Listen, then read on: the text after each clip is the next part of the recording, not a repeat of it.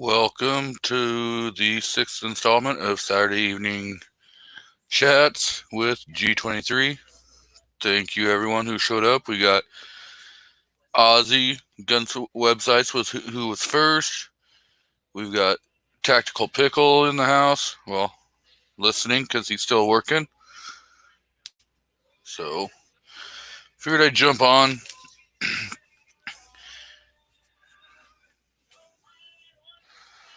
Was planning on going shooting today, but yeah, I haven't really wanted to do anything today. So, how's everyone's Saturday going?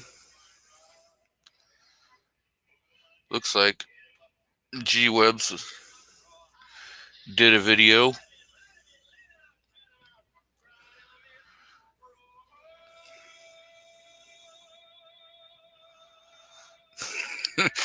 Welcome, Mr. FNH.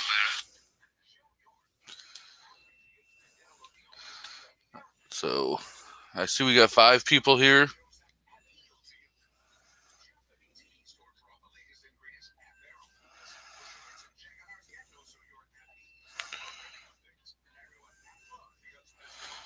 So,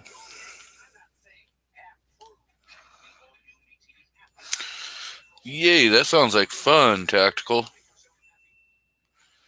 Mr. Pickle. Welcome, Gunpowder Beauty.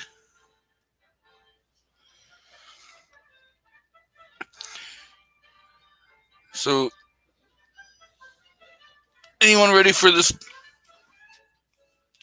country to start opening up again? So we don't have to hear all these damn commercials about, the same thing all over. Hey, we're all locked in place.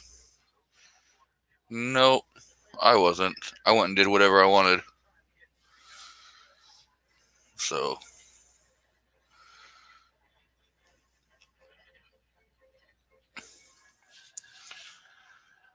next, gotta figure out one of these days get out and go shooting, but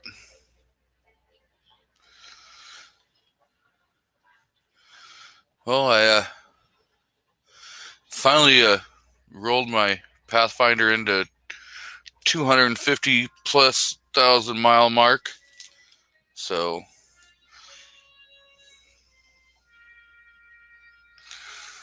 welcome DM, welcome Andrew.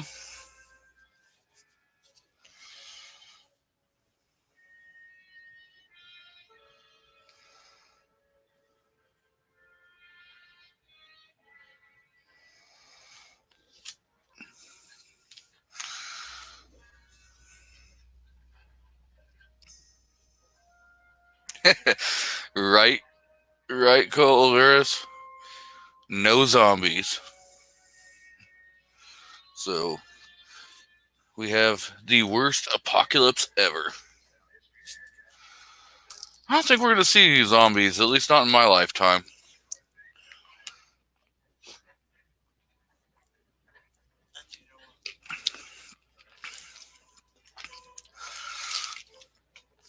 I mean, we see a lot of brain dead morons, but that's a whole different, topic than zombies.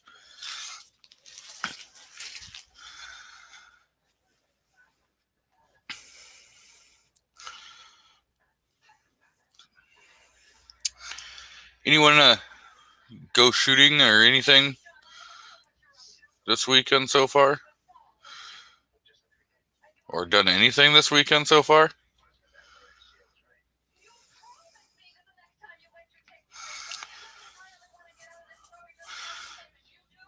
Yesterday I went and had my tires rotated. That was a whole lot of fun. Sit and wait for an hour and a half to get your tires rotated.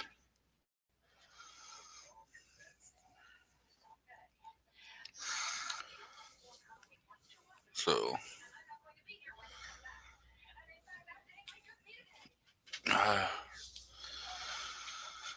anyone pick up anything new? New car, new gun, new kids,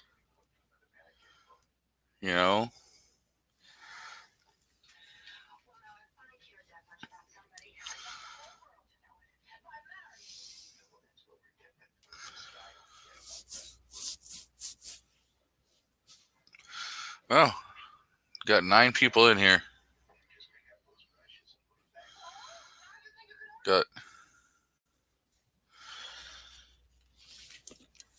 So there's, I don't know, I think at least in my area, while all this was going on, a lot of people just kept doing, things. So, A402, what's going on? Just hanging out.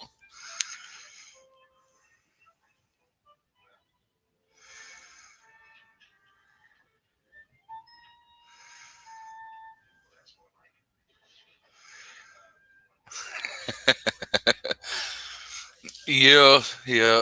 All you needed was 2 jumbo packs of TP, Andrew. See,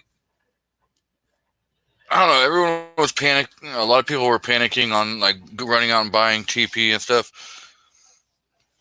There's the wife and I, and we buy ours at Costco. So you buy a pack, and that's almost a year worth of toilet paper. One time, so don't have to worry about panicking.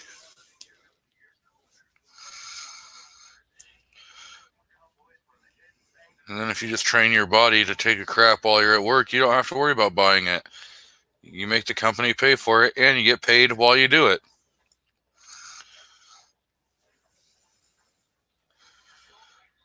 So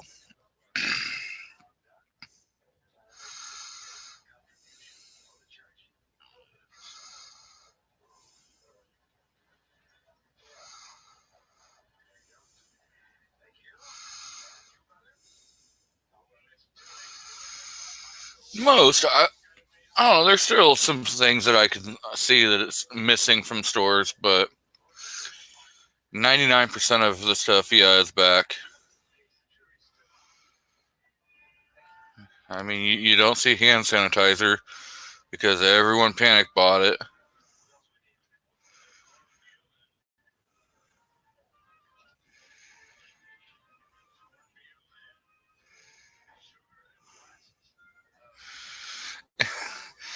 Yeah, Sam's, Costco, pretty much the same, except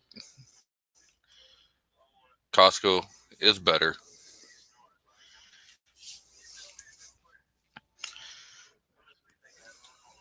So that's just my opinion. I truly hate Walmart or any of its affiliated. So I don't show them any kind of love.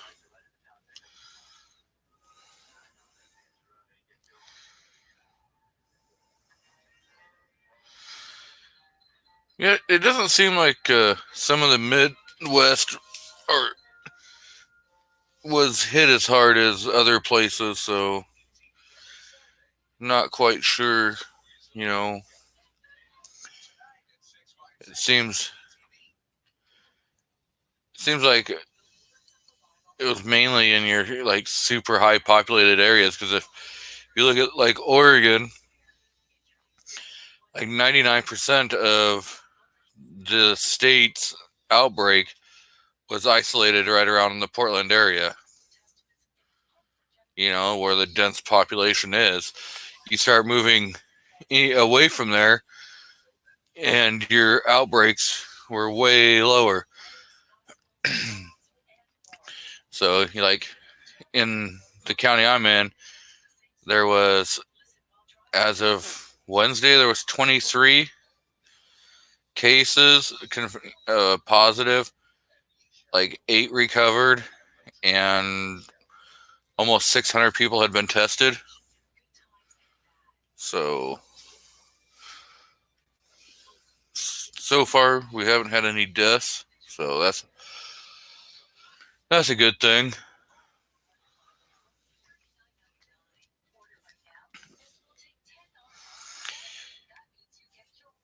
Is there any topics or anything that you guys want to talk about besides this unfortunate turn of events that's been going on for the last like month and a half?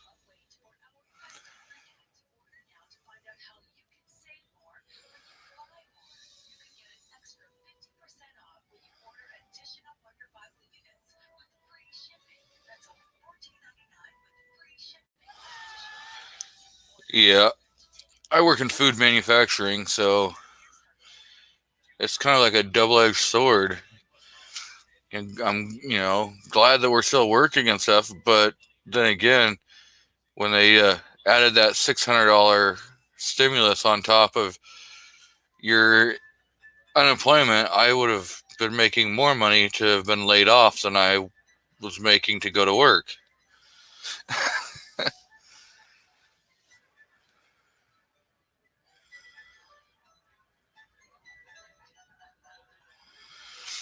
I have not actually played around with any of the Riley Defense AKs, so I can't tell you if they're any good or not. Um, so yeah. Oh, DM's in the back room. Welcome, Mr. Foss. Good afternoon. Mr. Andrews asking any if the Riley Defense AKs are any good. Not sure if you have any experience with them. I have not. I don't know anything about Riley. Okay, well, Andrew, you got two people that don't know anything about him. So, yeah, that's the thing is when you look at the if the reviews are all over the place, it would make me kind of question if I would want to invest my money into that, especially when there's so many that are, you know, better reviewed. Um, and the thing is like one of my main people that I watch for the AKs is Robsky. Um, and I can't even think of him doing anything on Riley Defense.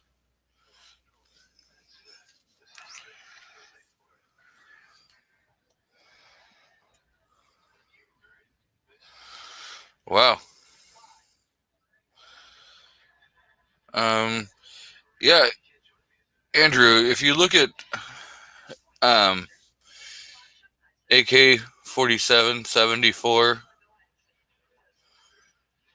Union, Robsky, he does a lot of great um, reviews, and even on the American Made. Like he's done some on the PSA and stuff. So yeah, he. If I am looking at one, I kind of refer back to him and see if he's done anything on it and what his kind of reviews are.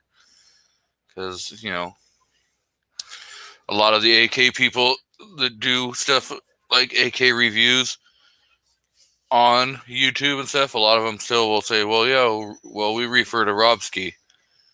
So sometimes it's just easier to go to the horse's mouth and find out, than to look around at a bunch of other people just to find out that they're all quoting the same guy.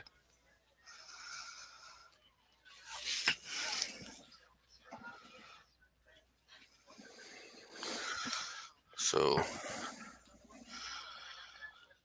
Well, Mr. FNH is saying that he has a buddy that had a problem with one.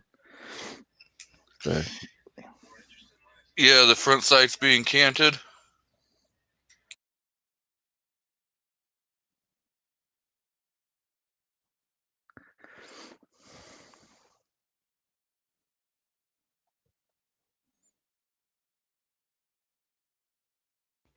Anything new with you, Mr. Foss?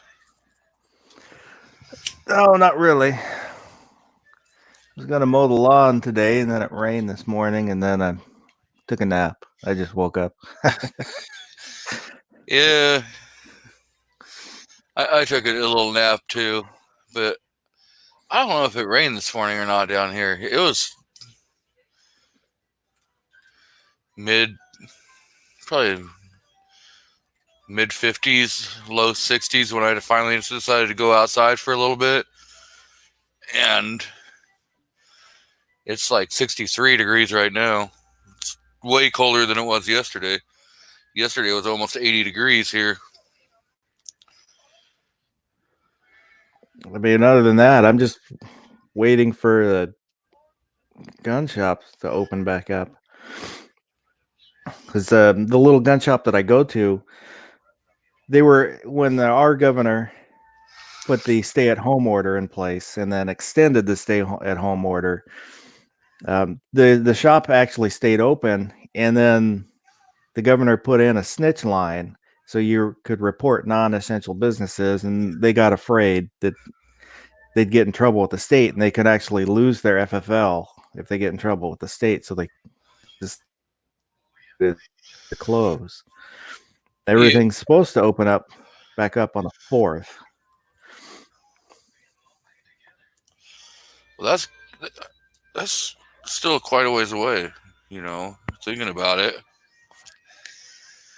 But hopefully he comes back and starts doing more before then.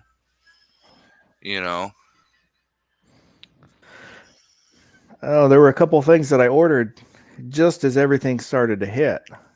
And then I was waiting for them to come in, and then everything shut down. And then there's a couple of things I want to order. So, well, I'm just waiting. See, that's the nice thing. Like, here, we didn't have a single shop that shut down because of a state order. Welcome, Mr. Two Gun Kitty. How's it going? Hi, I'm doing well. Hope everyone else is. It looks like we got the West Coast pretty well represented in the house today. It's all the East Coasters probably having dinner. Yeah. What's on topic for today? Trying to get our lives back to normal.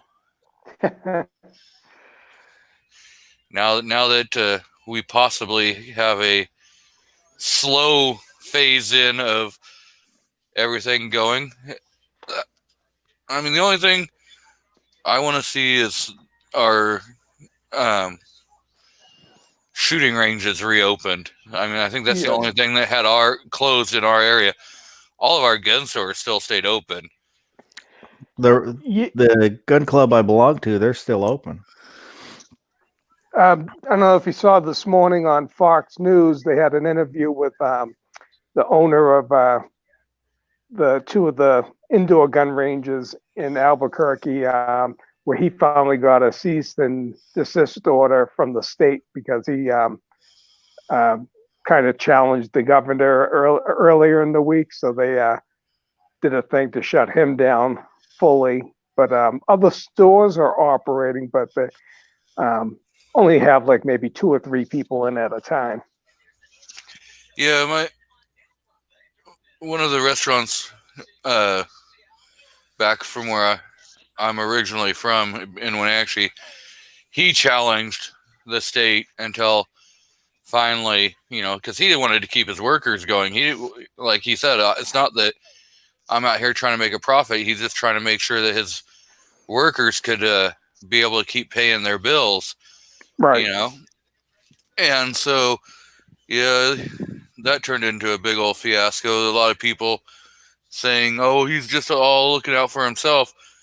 And at all times, he kept saying, no, I'm looking for my, employees, And, some of those type businesses, it's not just their employees, it's the customers they serve. Maybe they're serving, businesses that need supplies and stuff like that also. So, it kind of like goes hand in hand. And it's like saying one is essential over another, I think is dangerous because a lot of businesses need these other businesses to operate. Yeah. Well, he just had a little restaurant. I don't know. Foss may have heard about Walkabout Grill. I'm not familiar with them. Yeah, they were in a lot of the newspapers, and actually the owner ended up on Dr. Phil. He was a guest on Dr. Phil during this, talking about being forced to shut down by the state. I mean, he was threatened to have his business license pulled, and the health department was threatening to pull his the health permit from him. And so he's like, okay, well, I better just shut down. Yeah, it's tough it's the old adage, you can't fight City Hall. They have so many ways that they can attack you if you do defy them. Yeah. And so hopefully his business will still, I mean, he's in a good location and everything. So he'll probably still get a lot of, when the downtown businesses reopen and stuff, he'll still get those guys in, hopefully during lunch and stuff. So it's those small mom and pop places that, when you're shutting down for a month, it's hard to recoup because, they don't have that capital and, big money backing that. Yeah, they don't have like insurances, I think, in place to soften the blow like these big companies do. Yeah, I mean, and a lot of, like your larger corporations, that they can pull a loan, and have delayed payments, whereas some of your smaller companies can't do that because, well, they just don't have, they don't have that same kind of collateral to, hey, we're worth billions of dollars on paper. In negotiating with vendors too, it's easier for a big corporation as opposed to a mom and pop. Yeah. I think Texas is going to be a big test because I think they started their soft opening either today or over the next few days. So if there's a success there, then it's like, how can you argue, one of the biggest states being able to implement stuff? Well, Florida just reopened their beaches and stuff. So I think that started yesterday. Yes. Yeah, I think I saw that when they did, people flocked to the beach. Yeah, I think it's like they were open 8 to 8 or something like that. Yeah. Yep. So as long as, there's a little bit of common sense used, which is not so common anymore. Yeah, I got my wife over here laughing at what might say. I think one of the problems they had is how they tried to do the nanny thing where, this is what we're telling you to do. I think if they asked people to, refrain from doing stuff or use these cautions when you go out, people would have, I think, been more amicable to it. The way they just wanted to screech everything to a halt and do it with an iron fist, brings out the rebel in people, and you're only going to take it for so long. Especially in states that haven't been, hit severely, like, here in New Mexico. It's, I think maybe 2,000 cases, 50 odd deaths, and there's only about 90 so people hospitalized. They're not great numbers, and our governor's treating it like it's New York City. Yeah. Well, we have kind of that same style governor as Mr. Inslee up in Washington. Oh, yeah. Turd They're all Brown. cut from the same mold. Turd Brown, man, she's. As soon as she did the state of emergency, she pushed in one of her favorite little cap and trade. So kind of like the Green New Deal. Oh, yeah. I think I remember hearing about that. Yeah, that was like her thing. Well, we're pushing this through because, the Republicans have been blocking it. Well, it's not that they really were blocking it. They were just saying that let the voters vote on it, Let's not keep it in and have us do it. Let's see if the actual voters want this thing to go through. So, what were you going to say, Mr. Faust? Oh, I was just going to say there's been a couple protests recently. People that want Yeah. want to go back to work. They want to be able to leave the house. Yeah. Like that Yeah, lady. I think once one started, you start to get that domino effect of other places saying, you know what, we're going to do it now. I think there was one today down in Roswell, New Mexico. You know, probably a smaller one being there, but the one in Michigan, I think, was the right way of doing it. You know, everyone go in their cars and just gridlock the whole, area surrounding the political buildings. Yeah, and then you have people backlashing because of that lady being arrested in North Carolina during a protest. Yep. You know, when there's only, I think, like 20 people there, and they were well over 6 feet apart. So, you know. Yeah, well, as the protests get bigger, they can't target people. You know, they're going to be overwhelmed. That's why I think that Michigan one was fairly successful because, being in the vehicles like that and just kind of gumming everything up, they can't handle a large group. Well, there's always the if they're all in vehicles and stuff, you just block off roads so they can't exit, and then you just start arresting people and impounding vehicles.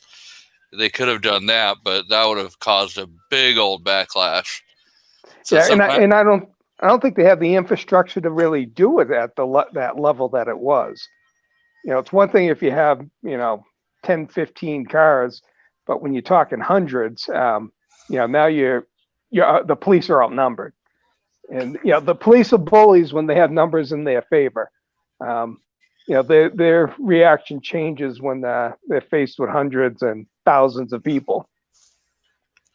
Yeah, the Raleigh Police Department, when it got out about them arresting somebody, just got hammered on Twitter and on Instagram. Instagram is the only social network thing that I use, but somebody had posted something about that on Instagram about the Twitter, and I went over and looked at the Twitter, and it's like, more than 1,000 comments when I had looked. It's just people hammering the police department. And they finally came out and put out a statement saying, well, we're just doing our job. We're mandated to follow what the governor says. There's nothing we can do about it. Yeah, it's that old line that we've heard, about 70 years ago? We're just doing our job, following orders. It doesn't cut it. These police have to make a stand and stand with the people when they know that the politicians are starting to overreach. Yep. Sometimes you have to pick your battle on if you're going to follow the Constitution or if you're going to follow an order. Yeah. Well, I've put it out there on my Twitter and stuff. It's not just following orders. They're more concerned about their paycheck. They'll follow orders because that paycheck is more important to them than standing for the Constitution. Yeah, but the thing is if all the law enforcement or military said, you know what, we're only going to follow the Constitution, and they said, you know what, we're not gonna, and they shut everything down, who the hell are they gonna send out to arrest people? Unfortunately, the thing is oh, go ahead, Faust. I was just going to say, unfortunately, the only times you really see that are some of the sheriffs that'll do that because they're elected. Yes. So they're beholden to the people, and unlike city police who are hired and fired by their mayor. Yeah, well, it's the police chiefs. They're hired by the mayors, or the state police is appointed by the governor. The county sheriffs, they're, like you said, they're elected. They know what their constituency wants, and they're going to give you the better representation. That these other branches, and they're more concerned with their jobs, and they're not going to buck the police chief or the police commissioners in those instances. Yeah, but the one thing that a lot of the police chiefs have to realize is, yeah, they may have been appointed or hired by the mayor, but at the end of the day, who's the one that controls the mayor? It's the people's vote. So if nothing else, people need to back up and remind the mayor, hey, we can remove you at any point in time that we so decide to remove you. Yeah, I think in your areas that are more, say, purple and red, those politicians are going to be listening to the people. But these areas that are deep blue, they realize they can do, or they've got that conditioning that they can do as they please, and they're always going to elect a Democrat. So they don't think, they don't think they're going to get,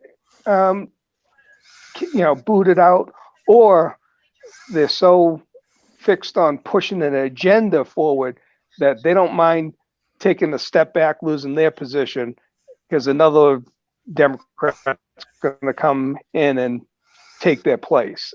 I think they're more agenda driven, and that's what you're seeing happen with these governors and big city mayors. Is if they get booted out, they get the golden parachute of some company's going to be paying them. CNN will hire them or something. Yeah.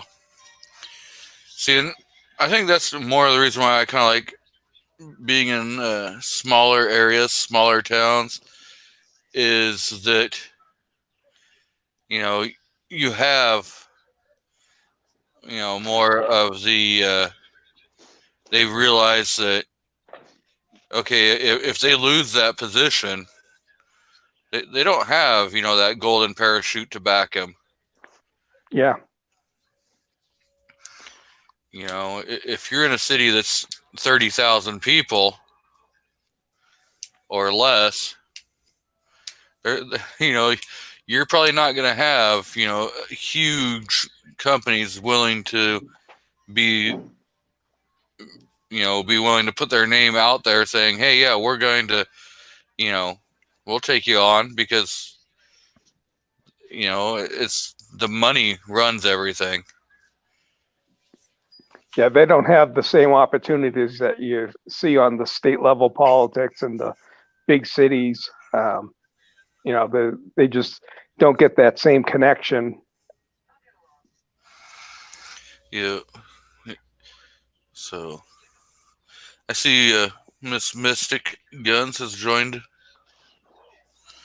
We got Drucifer who just joined in. Welcome, Drew.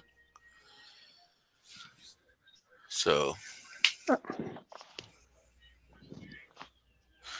I picked up my package from Mr. Gizzard Gary that I won. The swag pack? Yep, for episode 69 of Foul Territory. Nice. So. Yeah, he's always on when I'm watching something with my wife, so I usually can't get an opportunity to try and win. Well, all you got to do is, you come in right before that, at the end of the first hour, beginning of the second hour, answer the question, and then bail again. Yeah, I gotta time that. I usually I'll catch I'll do that, but I catch it when he starts doing the gun porn. Yeah, the Gorn. Yep. Yeah.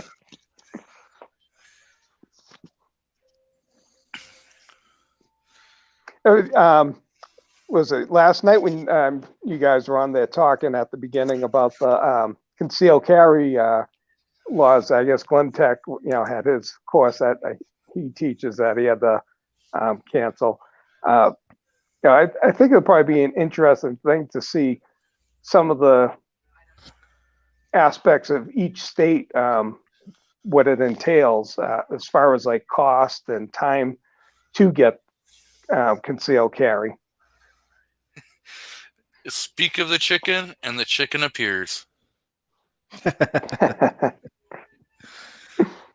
Yes, Mr. Gizzard. I did mention you. Thank you. I forgot to say it last night.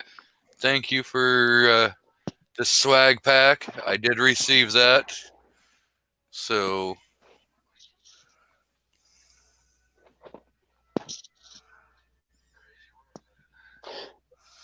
Now, up in Oregon, what is the cost for you to get your concealed carry up there?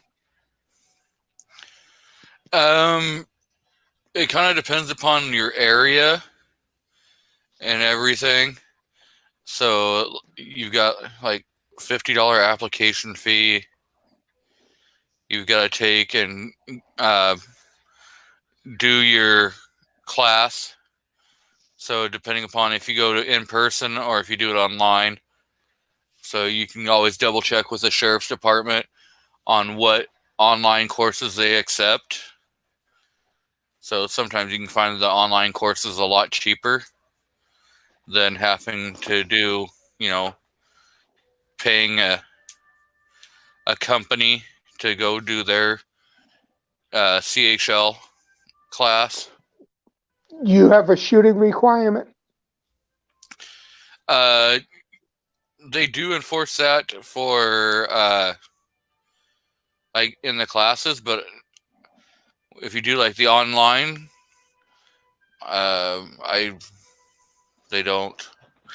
And then if you move here from another state you already have a conceal, you can just show your conceal and then just pay the fee. And most of the time they don't, enforce you to do all the other stuff because you already have one. Oh, that's a good deal. So, yeah, here in New Mexico, you get it. The class will run you anywhere from $125 to $200. It's a 2-day thing basically with a shooting qualification, and then it's $100 fee on top of that. And then you got to renew it. You got to do a renewal, I think, at 2 years, and then which I think is about $50, and then you get it for another 2 years, and you got to do another renewal.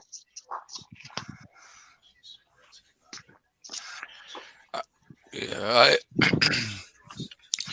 luckily, like Washington, when I lived there, had open carry. Oregon has open carry, and then I just stick a lot to open carry. I mean, I do have a conceal which I transferred from Washington.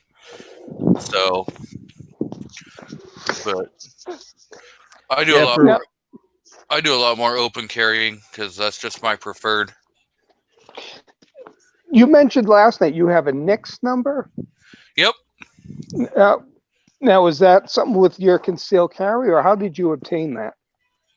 You just get a hold of the. You just apply so that you can get the form. Like from Oregon has their own Oregon NICS, or you can go to the federal government and pull it and download the application, fill it out. A lot of it is based on like if you've ever been delayed, denied, and stuff like that. So that it makes it a lot easier. So that, hey, yes, okay, you truly can own your firearm, and so it just helps push it through. So they can go, okay, well, yeah, this isn't, a person that's not supposed to have a firearm. So you just have to, apply for it. Yeah, so that would work out great if you get one of those names that kind of always gets flagged because of someone probably has the same name in your town that has issues. And the thing is it doesn't even have to be like really that close to your name. I mean, they go, well, it's like your name, and so it's like, well, what's like my name? You know. Yeah. Now, Falls, you're in Washington State, I believe, right? Yes. So, what are your requirements and costs? I'm not sure. I'd have to look it up since they passed 1639, which brought in a whole bunch of new stupid regulations. Before that, when I got mine, it was, I think I paid $56. And we're a shall issue state. Yeah, well, that's what we are. So you go down, pay your money, do your fingerprints, they do your background check, and I paid an extra $1 to have them laminate it. 3 weeks later, I had it. It's after 1639, it's shall issue as long as you sign over all medical rights. But even, I mean, we're pretty gun friendly up till then, and they're still somewhat gun friendly compared to other states. I didn't know how restrictive other states were until, because I was kind of apathetic about gun laws and stuff. When something to get passed, I think, oh, that sucks. And then 1639 came along, and it's like I realized how bad it could get for us, and then started looking into other states and saw how bad, like FOID cards and all that garbage. Yeah. I didn't know how bad it was for other states. We've got Sarge in the house, Mr. C4 Defense. The other thing with New Mexico licenses, it takes it anywhere from 30 to 90 days for you to receive it after you file the paperwork. So I think mine took about 60 days to receive after I filed mine.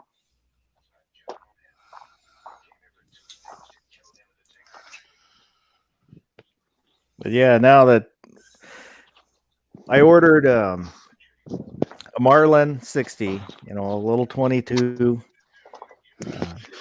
rifle, and the state now considers that an assault rifle. And G-Webs, yes, your computer can get a virus. They only get the coronavirus if you spill one on the laptop, though.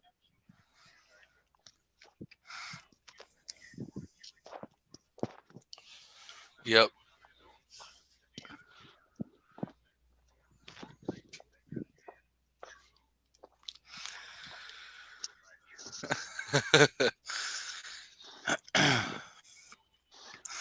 But yeah, so some states are pretty restrictive. I mean, if you just go one state south of me, oh God, don't even ask about trying to, enjoy your Second Amendment, because that ain't gonna happen. Yeah, it's the same up in Massachusetts, where I'm originally from. Yeah, I never looked into it when I was up there, but trying to get a carry license there is dependent on the local police chief. So, who knows, how they're going to handle that. Some will be a little more lenient, and others are probably like real strict on it. Yeah, the first time I got concealed carry was, I don't know, 30 years ago, 25 years ago. And it was, being a shall issue, you just go out, fill out your paperwork, pay your fee. And they had a question on it: why do you want a concealed carry? And I just put hunting. A friend of mine said, it's his 2A right. And issue to it. Now I saw that when I redid it, they removed that question, so it's just. I never answered that question. I just left it blank. Yeah, I don't think we had anything like that on ours. Ours was just basic filling out, your typical personal information, get the fingerprints and photo, kind of like doing a passport. Yeah, for the assault weapons, in quotes. Yeah. The Ruger 1022. You have to do a course on gun safety or whatever, and there's the gun shop that's fighting 1639. They actually do a free one online. You just go through, answer the questions, and then you can print one out. And when I ordered my Marlin, the gun shop I go to, they asked me, "Have you taken the class?" And I said, "Yeah, but I forgot to bring the paperwork." And he goes, "We don't look at the paperwork. We just ask you, did you take the class?"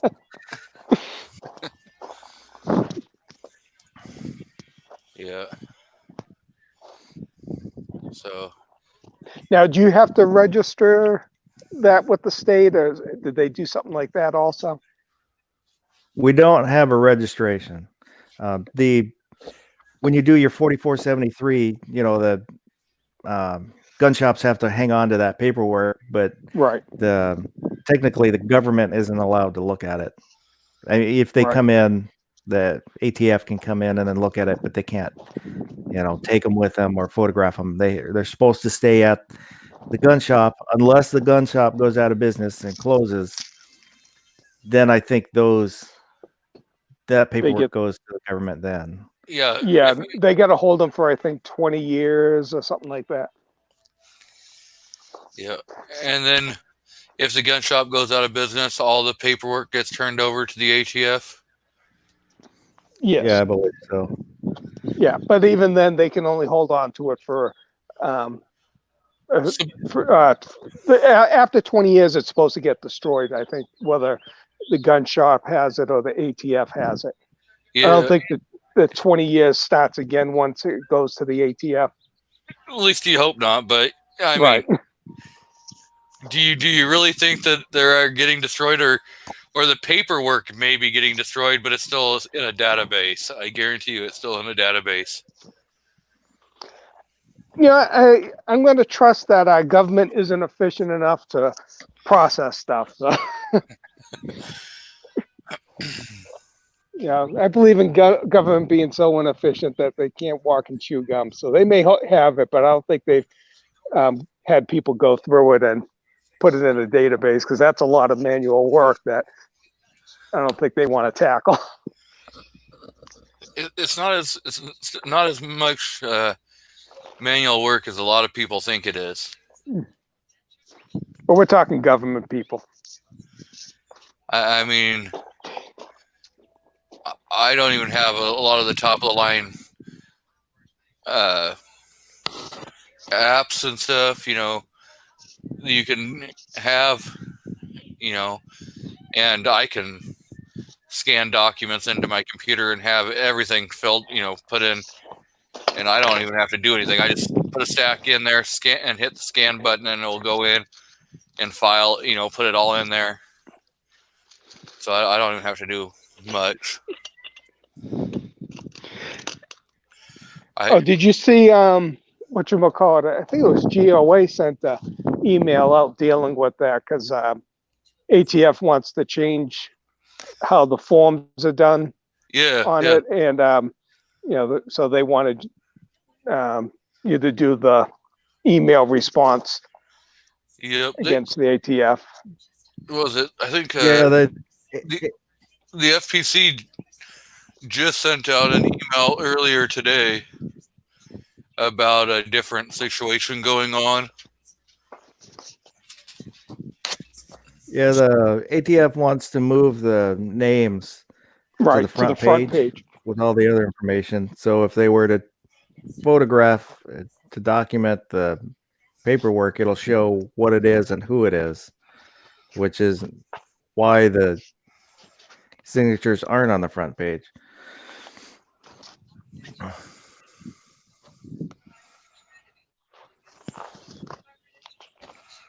Yeah, I think the other one that was sent out was dealing with the Senate anti-gun stuff that they're trying to Mickey Mouse in. I know GOA said they got like over 1 million emails sent off to the for their last thing that they sent out for it. Yeah, in the COVID-19 relief bill. Yeah, I think so. It was Eric Pratt from GOA who sent out everything. So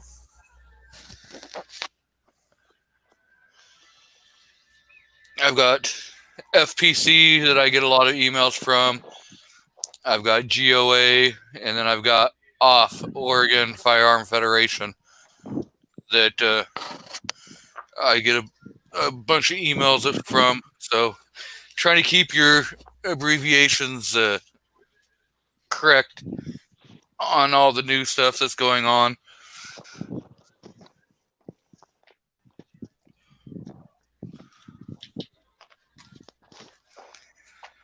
So while Mr. Foss was talking, I went and looked up the email. Foss, was that 1022 part of the Trump money check, or was that a planned purchase before all that? No, that was a plan. I ordered that a month ago. I told my wife if everything goes south, everything falls apart, I need a small rifle and I could hunt squirrels. Right. Everything else I have will turn them to dust. She just kind of rolled her eyes and said, okay, whatever. But you could have gone with a 22 LR pistol instead of a rifle if you're looking at squirrels. Well, it's just when I started buying guns, I told my wife I wasn't collecting guns. So everything I have, there has to be a reason, a purpose for it, other than just to have it. So that was my justification, was, if the shit hits the fan, I could hunt squirrels. So when you need to tackle a moose, you can tell her that you got to buy a 4570. That's the Barrett 50.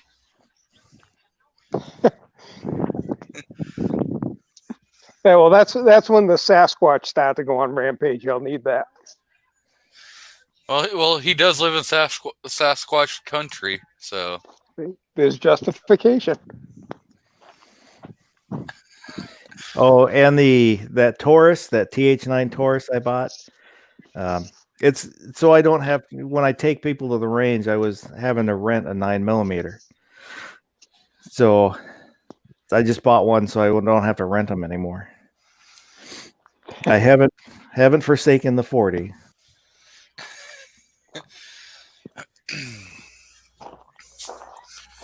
Yeah, so I have a new slide that's on the way. Yeah, you were talking with Night Strike about that, I think. Yeah, and I mentioned it again last night on Mr. Gizzard's chat. And so I'll have that upper, which I'll probably put my 40 barrel in. And then I'll have my stock barrel, which I'm contemplating, or my stock slide, which I'm kind of contemplating. Do I want to get a 357 SIG barrel? Then I can just swap uppers. think it's probably good for some variety. Just to have something different. So, when you can interchange those barrels, might as well do it.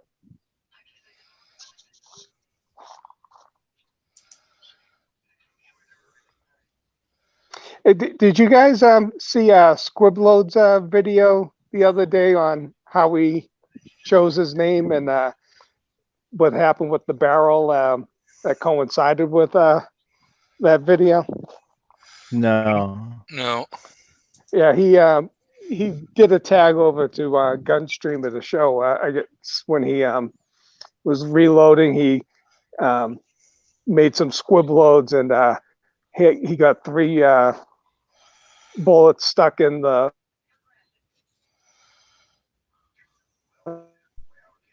barrel for his 1911 and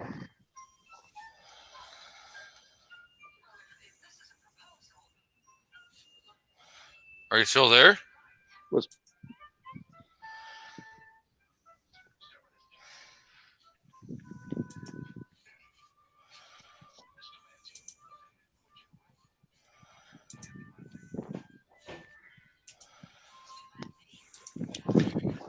Are you still there, Mr. Kitty? Yes, I'm here. Oh, okay. See, so this is this is what I went and ordered right there. Okay, yeah, I didn't see the picture of that the other day. That'll be pretty. And I got it in a tungsten color, so hopefully it will be a little closer to matching my my pins that I already have in mine and my extended mag release and everything, so that it kind of follows like the same color scheme that I already have going on. So That'll be sweet. have everything black and gray.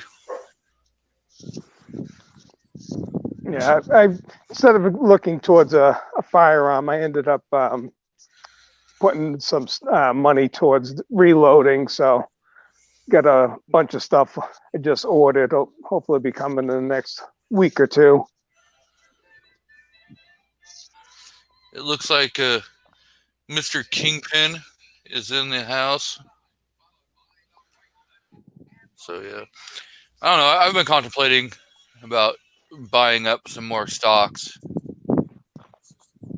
You know, buy them all. Everything's cheap, and then just kind of ride it out. Yeah, because I think you're talking like on the stock exchange. Yeah. Yeah, and it's definitely, I think, the time to buy because I don't think it's going to go down.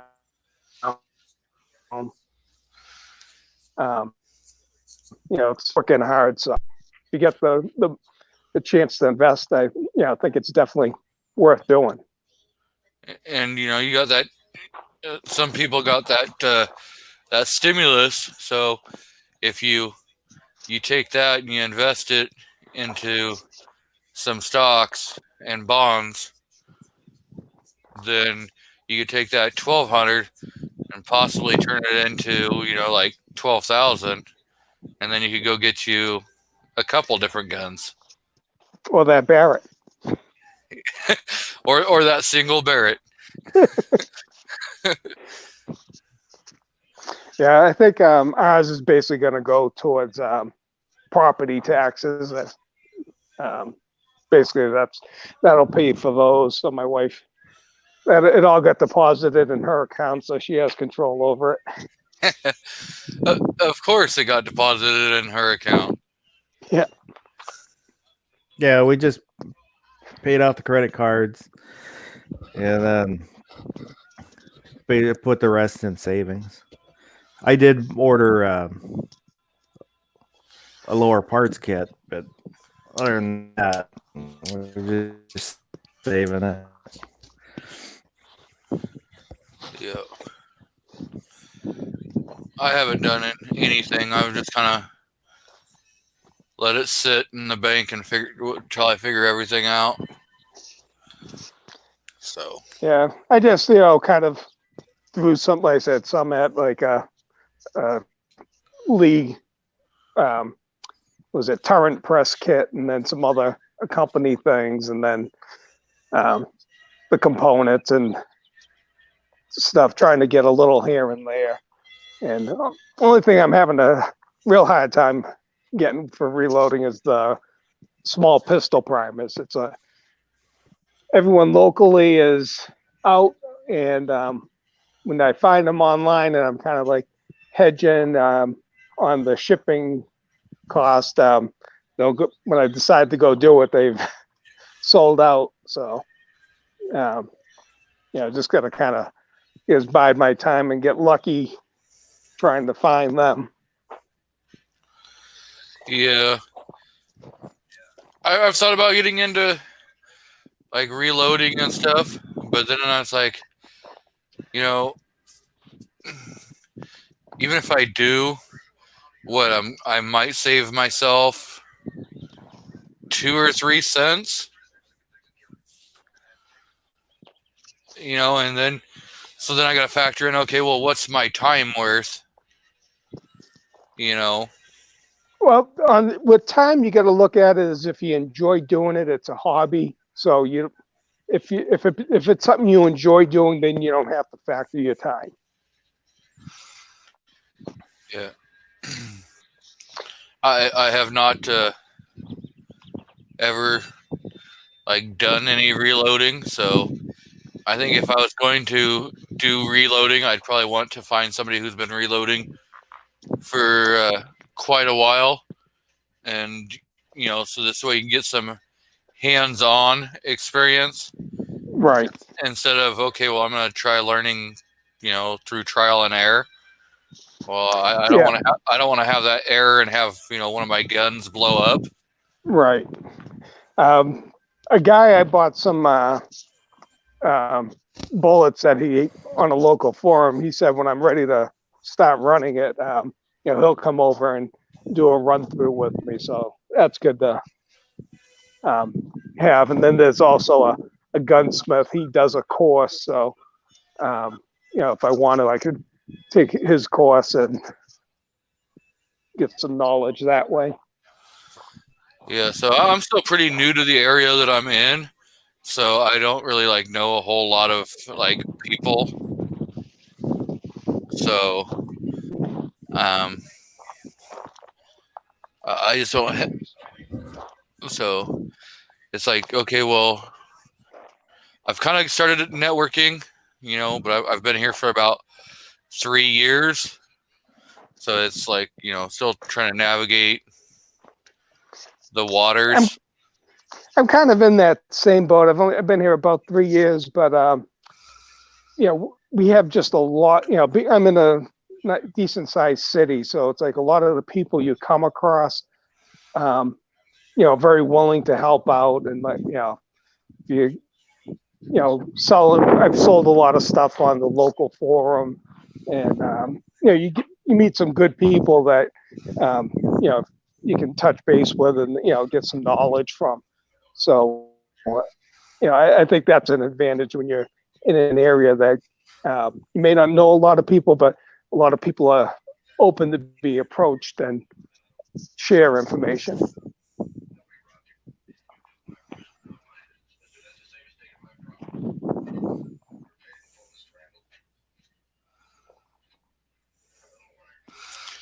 See, like Calaveras is saying is that, he does a lot of reloading and stuff. And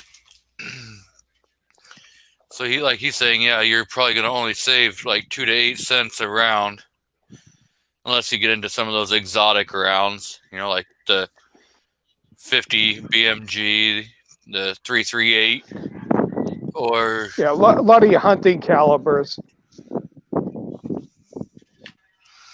You start getting I think like someone like him, where they got to go through the background check, aggravation. I think the reloading becomes a big thing if you want to avoid that hassle. And depending on what state you live in, you may not have something like that, but it could be coming down the road. And that's where I'm kind of being proactive. I want to have a little more freedom if things change quick. Yeah, and then the thing, like I've done a lot of research and stuff like that, like online and stuff, and so you hear the pros and cons on each, like setup, for like Lee and some of your other presses. And it's like, okay, well, I've kind of decided, if I'm going to get into reloading, then it's going to be a little more expensive of a, like start off, because I'm thinking, okay, well, just go with a Dillon. Right. I'm going to be getting a Dillon, but I don't know what the time frame that it can be sent to me, because the guy's going to wait for the coronavirus stuff to go check and see what the person has. And then, he's got to ship it from Delaware out here. So that's why I figured I would go with the cheaper version with Lee. That way I'm not putting a lot of money into it. And, a lot of people like running 2 presses once they get set up. So I don't think it'll be wasted money. Yep. And then, like, I was looking at the, I think it's a Dillon 750. 750, that's a nice machine. And everything, I'm not going to go all decked out at the very beginning, with all your, automatic stuff, but you could slowly, get on the add-ons for that. But a local guy had a week or so ago had a 650 that he was selling. He was only asking like $550 for it. That was like a really good deal. I wanted to see if he would take like a gun in trade for it, but he was just looking for cash. Yeah.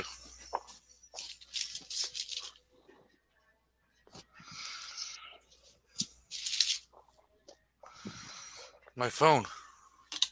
I think from the research I've done, it's like depending on what your purpose is, whether you want to do single stage, progressive, or turret. And I was told to stay away from the single stage.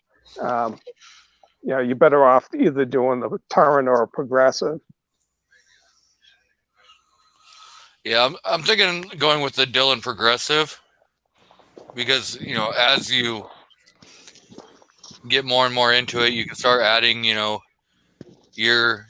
automated, so you can get your brass feeder in there, you can get your primer feeders and everything. Yeah. My friend in Delaware, he's got a 550 and he also has a 1050. And the 1050 really he can do over 1,000 rounds an hour on that. Yeah. I think the 550, he said he does about 500. And I'm pretty sure that like you can do like the automated part of it on some of their smaller, I think it's like the 550, 650 you can. The 650 I think you can, and I think I seen someone have the 550 maybe set up for it. I know the 650 and 750 you can.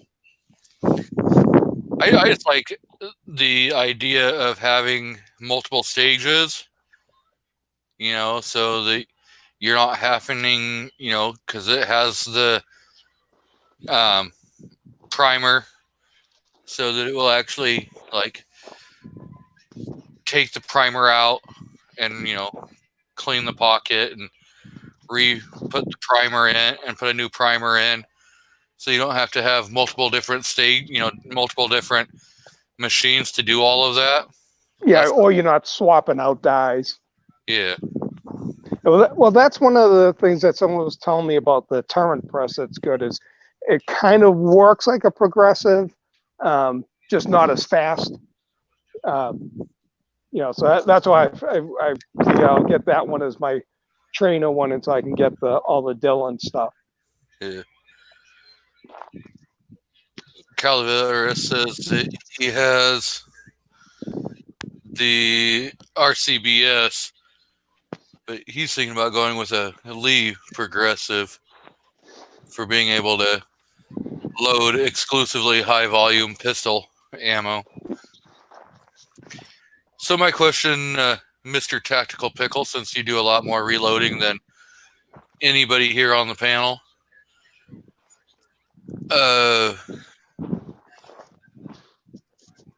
why would you pick the Lee like over a Dylan? Is it just like the cost, or do you prefer that the Lee is like a better piece of equipment?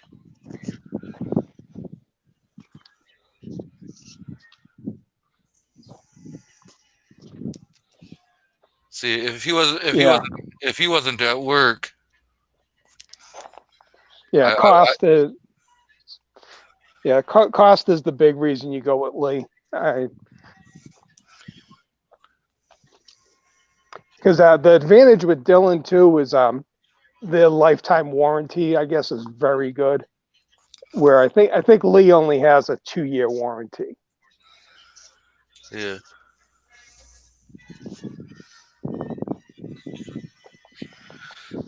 So there, Dylan would be the best quality.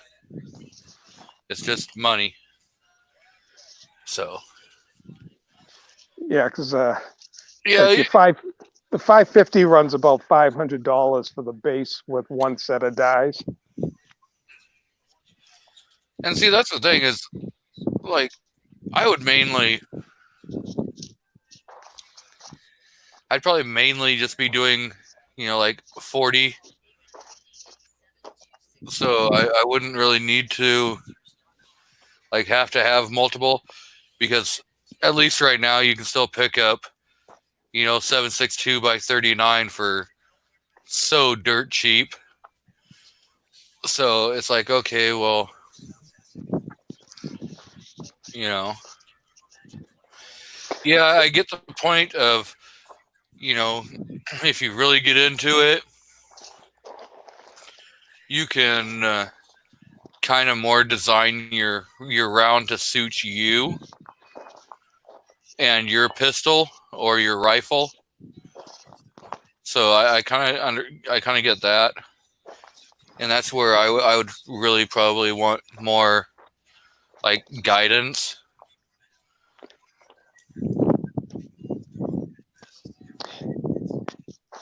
Yeah, I think it's kind of like comparable once you get like somewhat used to it, to like following a recipe. A lot of the information is to start out is going to be like in the books online, and as you get more confident, how you play with those things to refine the load you want. Yeah. Now, would you could also reload the 357 SIG too? Would you get that barrel?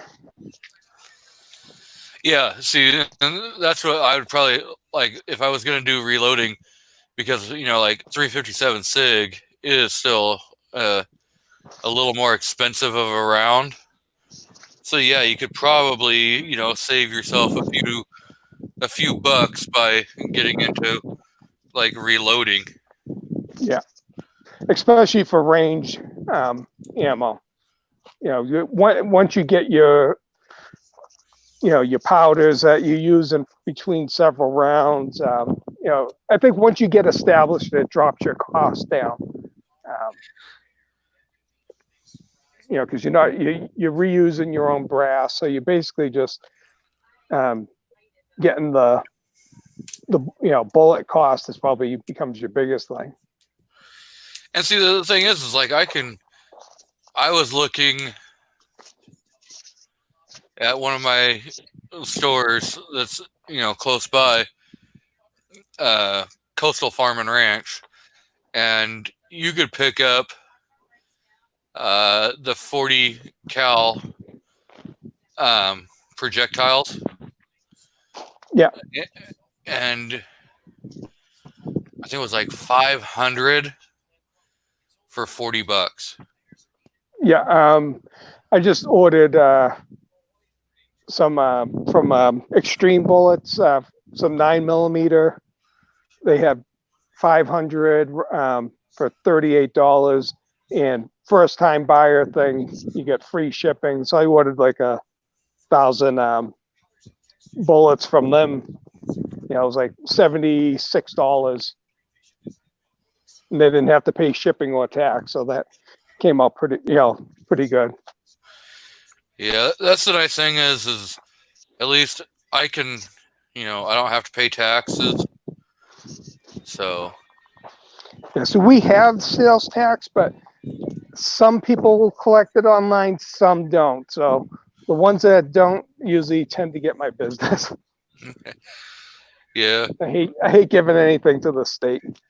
Well, it's like when I would go visit in Washington, I would just show my Oregon driver's license, and then I wouldn't pay taxes. Oh yeah, my friend in Delaware was saying he does that too, because they don't have sales tax. But now in Washington, if I go there, I have to pay the taxes and everything. And then once a year, I can request a refund from the state of Washington for my. I can fill out the paperwork and request a refund for my taxes, because it's like, it's not really. They love to create those hoops to jump through to make it so you won't do it. Yeah, it's like, okay, well, now I've got like 40 more steps I'm going to have to go through, instead of just, okay, I go to the store, I'm sorry, I'm tax exempt, here's my driver's license, and then they enter it into their computer system, and bam, you don't pay the taxes. Now it's like, okay, well, now I got to save all my receipts, and everything. So it's like, anymore, it's like, okay, well, if I go visit family and friends in Washington, I'm just not going to buy anything unless, it's something that I'm going to consume in the state. Well, that's what they started out with. If you consume it in the state, we have to tax you, and then just turned it into, we're going to tax you, try and come get it back. Yep. And yeah, so like, and the thing is like, I would, when I was in the state and stuff, I would just use my ID, and I wouldn't pay tax on anything, even if a lot of the stores up there, it didn't matter if you could consume it in the state or not. Like, say you went and bought a 12-pack of beer, along with other things, they would just write off all of the taxes instead of, okay, well, yeah, the beer, you're going to consume it, so we're going to tax you on that. And see, the thing is like, you could go up there and you could do the tax exemption, and then you bring back all the recyclable with you, and you get the 10 cents per container, which you didn't pay the deposit in the state of Washington on. But like here, you go to the store, you buy, a 12-pack of soda or whatever, and you're going to pay a deposit so you're going to pay $1.20 deposit. And then you got to remember to return all that crap. Yeah, when I lived in Massachusetts, we had that. So it's like when I lived in Washington and I worked in Oregon in the early 2000s, I would bring all the all the cans and stuff down with me, and then I would turn them in down here, and I'd get the nickel per can, and then that would kind of pay for my gas to come down and go back every 4 days. Yeah, I worked in a school. This is back in the 90s, and we used to make a pretty good bit of coin off of bottle returns, and I was making anywhere from like $10 to $15 a day, and but the juice cans in Massachusetts you couldn't return, but up in Maine you could. So one of the guys I worked with used to go up to Maine on weekends. So I cut a deal with him where we would split it out, collect them, he'd bring them up and cash them. It's like a couple of my neighbors. So they knew I, worked in Oregon, and so they would save up all their cans and soda bottles and everything.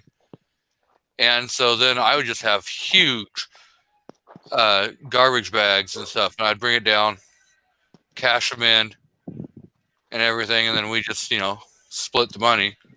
Yeah, that's what we would do. But up in Maine, they started cracking down on it because I was like on vacation up there and trying to return the stuff I bought while I was on vacation was a pain. The stores like, want your ID, and it's like, if you didn't save your receipt, they started to make it a hassle up there.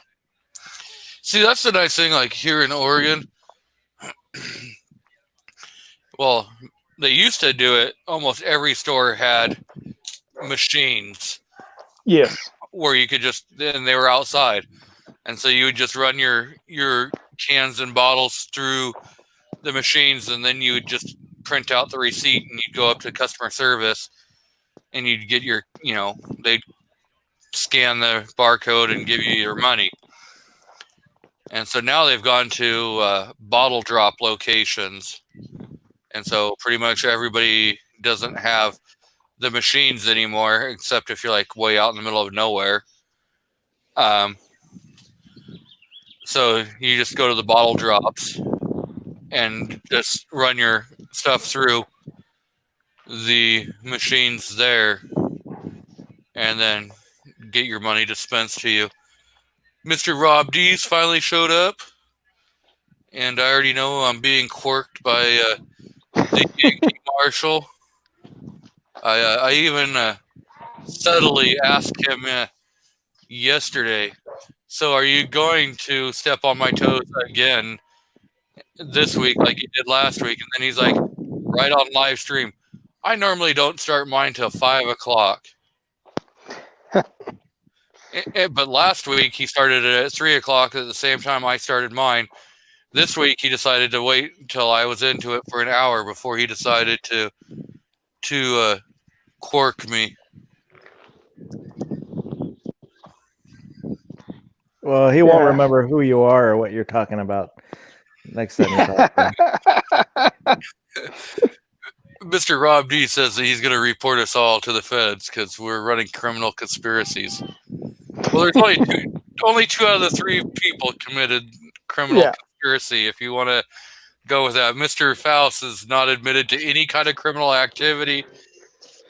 And it's probably a federal offense because we're going across state lines. But it's not. It was never a crime because there was nothing illegal about it. If you look at the bottles, it tells you where you can return it for exactly how much money you can return it for. It doesn't say it does not say anywhere on there that you have to have purchased it in that state or that you have to be a resident of that state. Right. And mine's past the statutes of limitation, so I'm safe. So is mine. I just don't talk business on air. That's right. You don't live too close to the Oregon border. You're still hours away. It's not worth your drive time.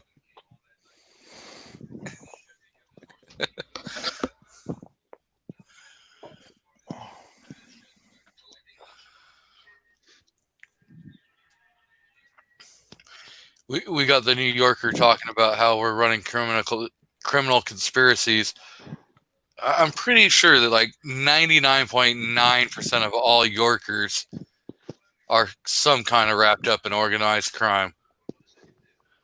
If not wrapped up, they benefit from it. Right? Mr. Buck is in the house.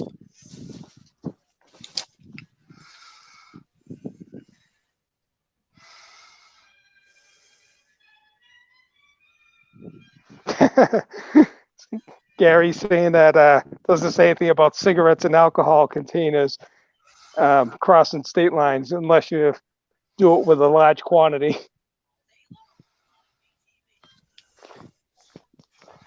And then try doing that with ammo into California now. Actually, that's a misconception. Because I can take ammo into California when I'm like going. But you can't give it to someone in California though, right? See, there's a bunch of gray areas in that part of it. So can you gift it to them, but not sell it to them? Yes, and they have to be your family. Oh, we're all family. Exactly. So do you have to? It doesn't say anywhere in there that you have to be blood. Now you could say, "Hey, we were fostered together." Could be ex-Marines, Yep, fostered. Yeah, blood brothers. Yep. One of his relatives was married to one of my relatives 35 years ago. They're not going to go through and try to figure out any of that.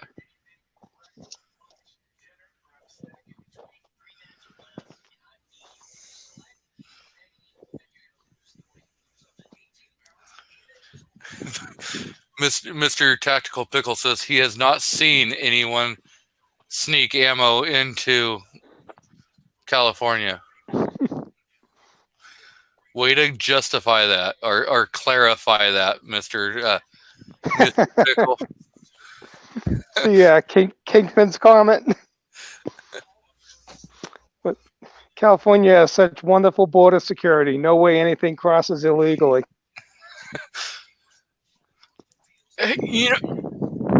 So when I used to live in Washington and I had Washington plates, the wife and I were driving our 300ZX Turbo that we had at the time, and we went into California and we were stopped because they have a border check on, I think it's like 97, and they're like, "You don't have any fruits or vegetables or anything like that in your vehicle."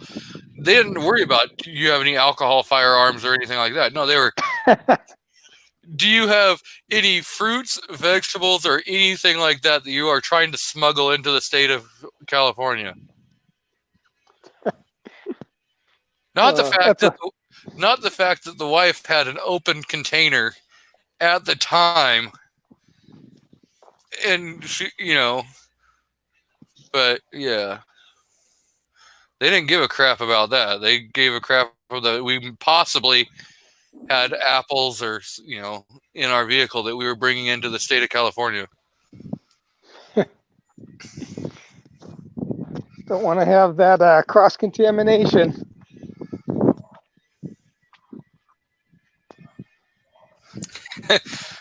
Right, Pickle? He says, as I understand it, around 1/3 of the people in the U.S. can trace heritage to the Mayflower. So,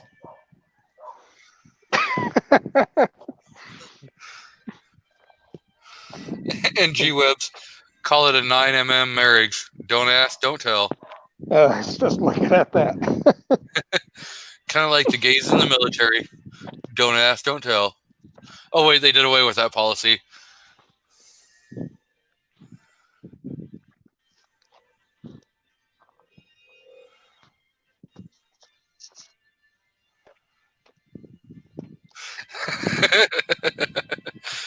Mr. New York. Oh, sure. Okay. So As our criminal past, we can forget about that. It's- this was I was speeding down the road in Washington State, and I had the wife in the passenger seat. We were heading out to get a soda. This was back when I still lived there, and I got pulled over by a state patrol officer. And he asked it. He was like, "Do you know why I pulled you over?" And I pointed at my wife, and I was like, "Because her license is suspended."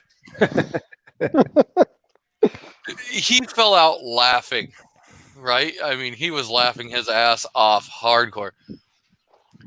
And he's like, "No, I pulled you over because you were speeding. You were doing like 43 miles an hour in a 35." And I'm like, "Oh." And so, he took all my information. He went back to his car. He ran the information. He came back. He's like, "Yeah, I'm just going to give you a verbal warning. Slow down."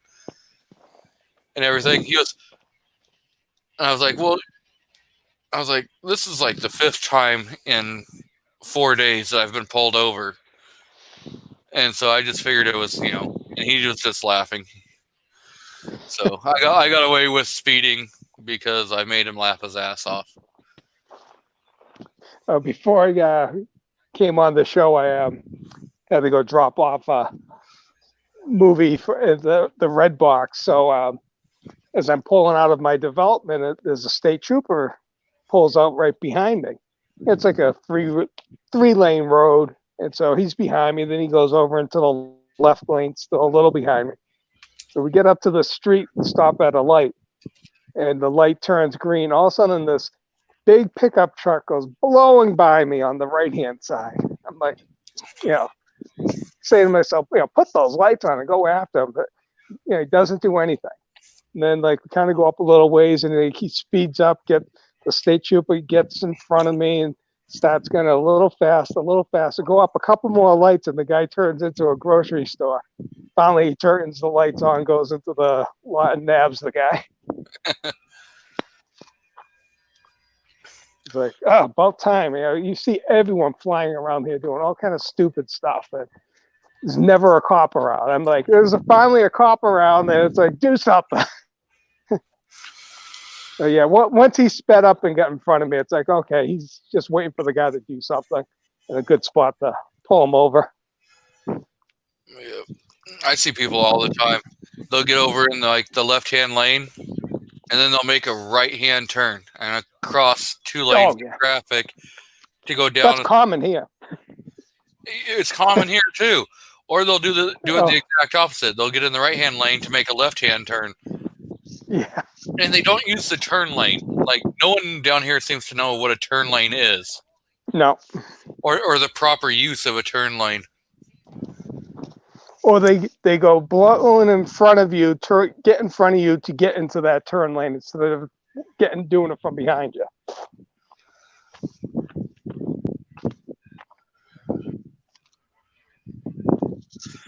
Yes, Mike. Like, at least in my area, we have a lot of really cool police officers and sheriff's officers.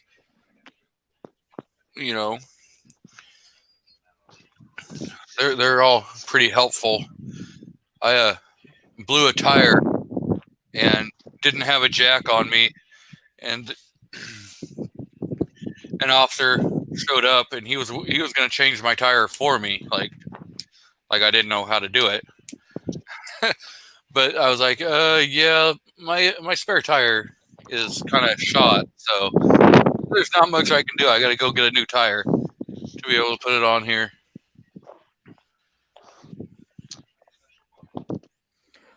When I used to ride my motorcycle to work, I'd ride a couple times a week. And I got pulled over because the cops were looking for a motorcycle that had run from another state patrol. And so the officer pulls me over, and he's kind of asking me, where are you going and all this. And it was fine. I understood what was going on. And then a second state trooper pulls up, and he just starts grilling me. What are you doing? Where are you from? Didn't you see this? Didn't you see that? And I'm like, I'm just going to work. Well, people have done stupider things and just laying into me. And he calls the patrolman that the guy other bike had run from. And then he's trying to, I just had an old Yamaha and he's trying to say, well, this could look like a Ducati. It looks nothing like a Ducati. No. And the first off, the patrolman that was there, the trooper, I kind of look at him. He's standing next to the other one, and he kind of rolls his eyes and shakes his head. And get through all of that, and I'm walking back to my bike, and then the first one that had been cool, he kind of shouts at me. He goes, "Well, thanks for being cooperative." I turned around and said, "Hey, I didn't have a choice." He goes, "Well, that's true." And then I went on my way to work. But I'm sure he encounters so many people that will become confrontational in that situation. So I think he probably appreciates that you kind of, bite your tongue and. But I understood why I had been pulled over, and it didn't bother me. It's just that second one when he pulls up and just being an ass about everything. And it was funny that the first patrolman thought he was being stupid. Yeah. Calaveras there wants to know, sure those are not California drivers. It's funny with people in New Mexico, when they go to California, they're amazed that California drivers are so orderly and organized compared to the drivers here. And Calaveras, the thing is we have a lot of California drivers in this area, and I don't know. I always thought that you had X amount of days to change your plates when you move. But seriously, there are people that are in the area, and you see the same cars, that are running California plates, that are running Washington plates, that are running Utah plates. Well, here down the street from me, there's two houses that have Texas plates that they haven't changed them. It's big reason is the insurance is so much cheaper in Texas compared to here. Well, never mind dealing with the DMV here is like impossible for when you're doing out of state transfer. See, I really love our DMV here in the area because when I was in Wenatchee, the DMV, that was like an all-day occurrence. Yeah. You were going to be there. You better get there at 8 a.m. and you better just plan on being there till 2 p.m. And it didn't matter what you were doing. So what they do here in like Albuquerque is they have so many like satellite things, but they charge you so much to use them. So it's like, do you want to sit several hours down at the regular DMV, or do you want to go to one of these satellite things that charges you like 3 times the price? So it's like, do you spend money or save time? See, like when I lived in Washington, I lived in Kashmir for the last part of it before I moved down here to Oregon. And so I would use like Win Bookkeeping, and yeah, they have a fee for doing, a satellite place, but it wasn't much more. I think it was like $3 or $5 to use them instead of having to go down to actually deal with the DMV. So if you were getting your tags or updating your address or anything like that, yeah, I would just go to them and just, if you were just updating your address, it didn't cost you a damn thing. Right. Oh, the other thing with the satellite DMV, say if you go there to do something with your license and registration, you moved here, they charge you an individual fee for each transaction. So it really adds up. Mr. Rich White has found his way into the audience. One of the The nice one things about, percenter. one of the nice things about using the agents, they kind of call them in Washington, that they're not the licensing, but they're licensed to do licensing, is if you've got some stuff that you maybe a little questionable, you need to fudge a little bit, you can, if you find the right place, you can get some stuff done. That's good. See, like when I went to the DMV here in Roseburg, close by, and I figured it was going to be forever to be able to go and get my plates and everything changed over, because for buying a vehicle, I felt like, okay, this is going to take probably a couple hours. And they are so proficient. I mean, they have, the people that are up doing, and they'll whip through numbers like crazy.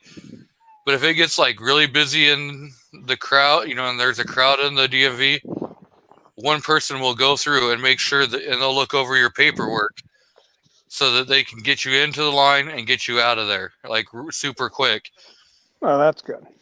And a lot of them, they're like, okay, well, who's here just doing tags? And so you put your hand up and they come over, they get your paperwork, they get your money, they go, they do that stuff, and they bring you the stuff, and you're out of there. So you don't even have to wait, so I mean, they'll whip you in and out. And what would have taken me probably 5 hours in Washington took me like 35 minutes.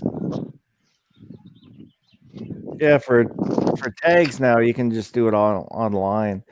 Either pick it up somewhere or have them mail it to you.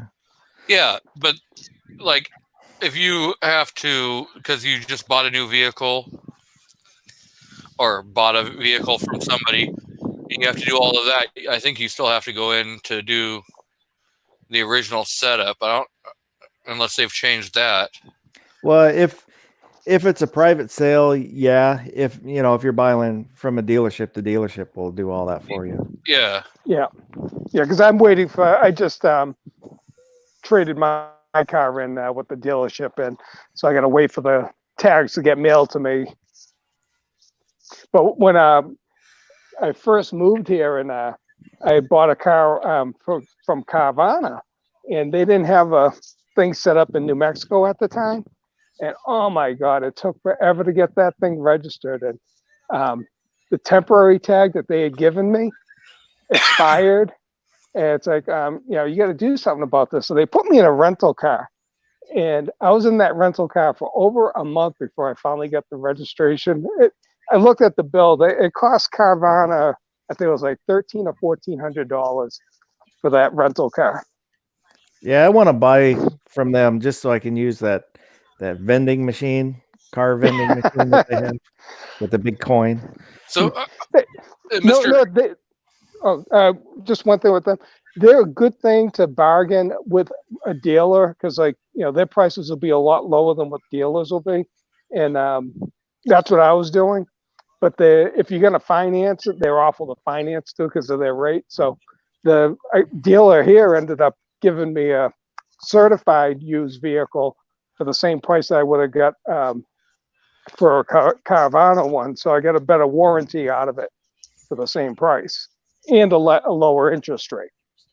So, Mr. 402 Outdoorsman, on your question, what about people that have different state, like driver's license, but like want to go hunting and fishing? A lot of states offer template or out of state license. Out of state licenses, which will cost you out the ass, but you can do it that way. So you have that. And then another thing he was talking about were the West Coast drivers like to drive like 6 times faster than the speed limit. Or let me write. scroll back. Oh, I got to bug out, guys. Great talking with you, and hopefully can catch up again soon. Yes, thank you again for showing up. Yeah, have a good day. All right, you guys all have a good weekend. Everyone, take care. Yep. Bye. So he says, most of the West Coast drivers I've seen don't care about the speed, LOL. Probably the same people that can't stand on an X 6 feet from someone. You're supposed to stand on an X 6 feet from someone?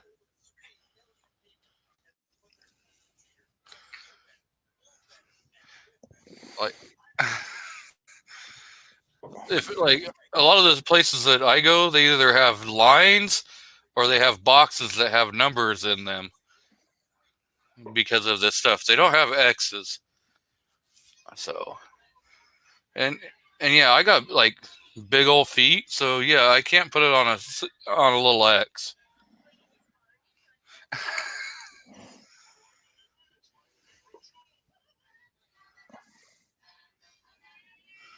Wow, that's nice. 1%er.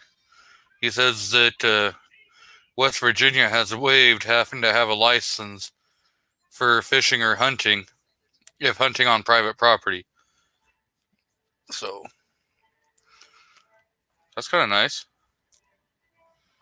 That's cool, but in Washington they shut down hunting and fishing. Yeah, the two things that kind of require distancing.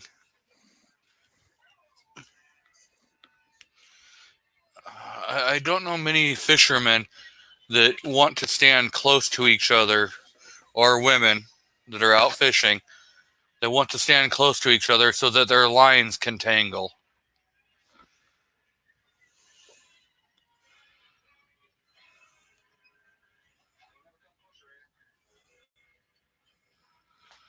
Huh. Well, you know, that's Walmart for you. Yeah, our store just got those. They put them in 2 days ago. A lady came in at night. I ignore them. Most people don't even notice that they're on the floor. The one side of the aisle says, God, I can't remember what it says, but it basically says enter this way. The other side says do not enter, one way aisle. Yeah, I don't go to Walmart. I just don't give them any of my business.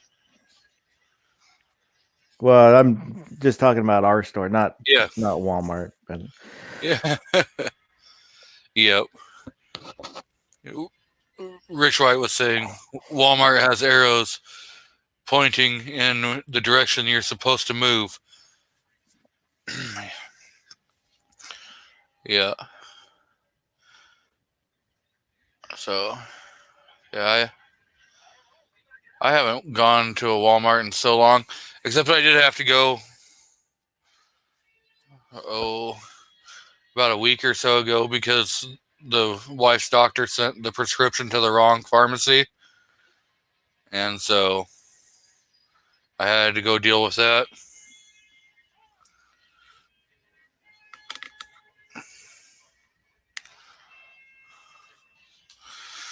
The state made the local store open the garden section back up because the governor determined that it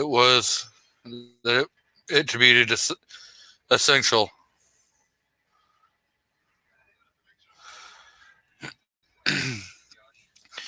Well, you would think that, like gardening, like if you're going to be growing like tomatoes and stuff like that, would be considered, kind of essential.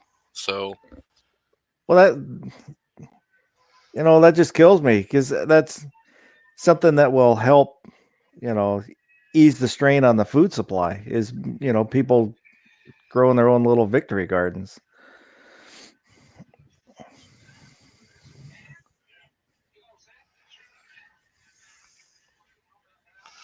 Kingpin says he always goes deer hunting in large groups. Well, That sounds more like deer camp than deer hunting, and I'm pretty sure that there's probably no rifles that are there and a bunch of alcohol, right, Kingpin?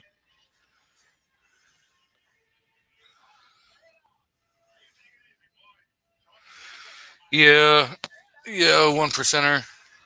Some states have determined that kind of stuff is non-essential, and that's the thing is, like, at least in around here, they never closed any of that kind of stuff. They kind of just left all that up to, I guess, up to the companies, the essential companies, on what they would or wouldn't do.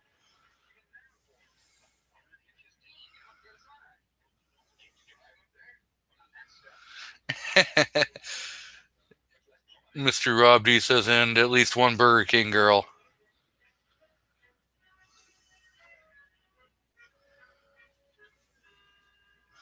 Florida has determined pro wrestling to be essential. Oh, I could probably see that in Florida too.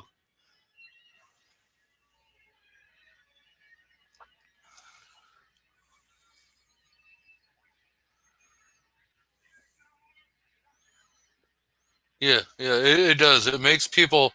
It makes so much sense to restrict people from being isolated in the woods.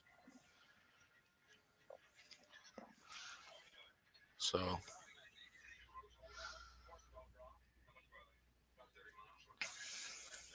but is Mystic still out in the? I'm guessing that the gun snob isn't doing his, because I haven't gotten a notice saying that he's going to go live or he's supposed to go live.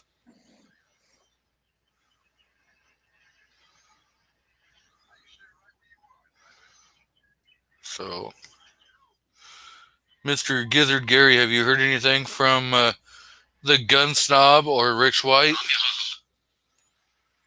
I don't think it was my phone, so. Huh. Now my phone's just randomly making noise.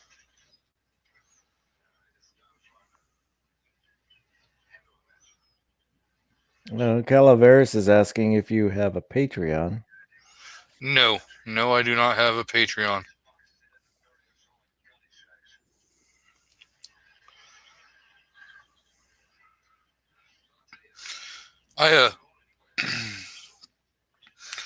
I've gained another subscriber, so I'm up to 92, so I'm about to break the 100 subscriber mark.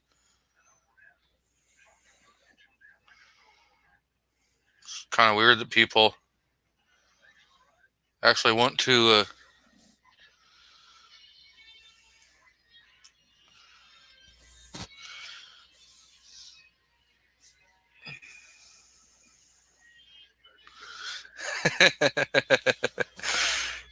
Kingpin says he never does anything with just one girl. It's one girl and 5 guys. That's the way Kingpin rolls.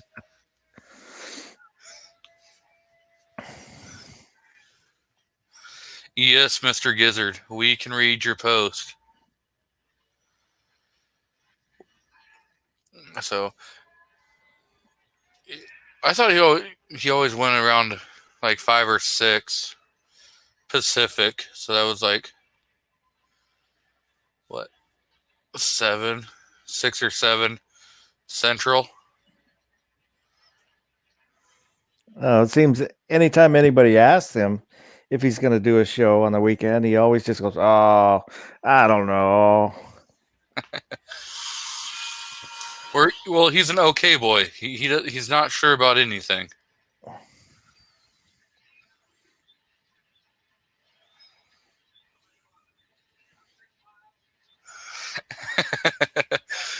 Mr.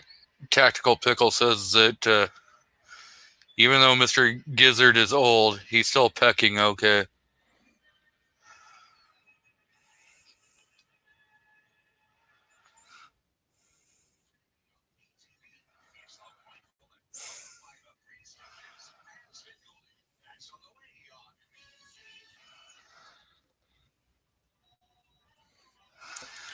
Oh, so he's moved them back an hour because I decided to start mine. No, joking.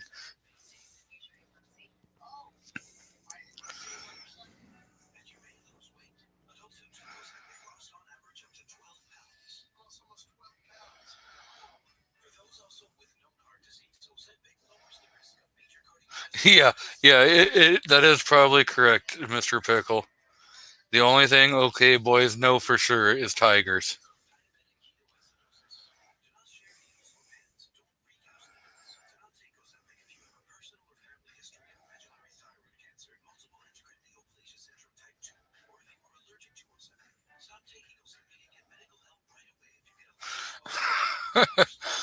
Wow,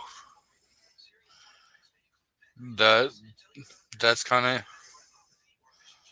weird. Did you read Mr. One Percenter's comment? Yeah, I saw it. I think there's a bunch of wrestling schools down there too. Tigers and cows, Pickle. That's what okay boys know. Tigers and cows.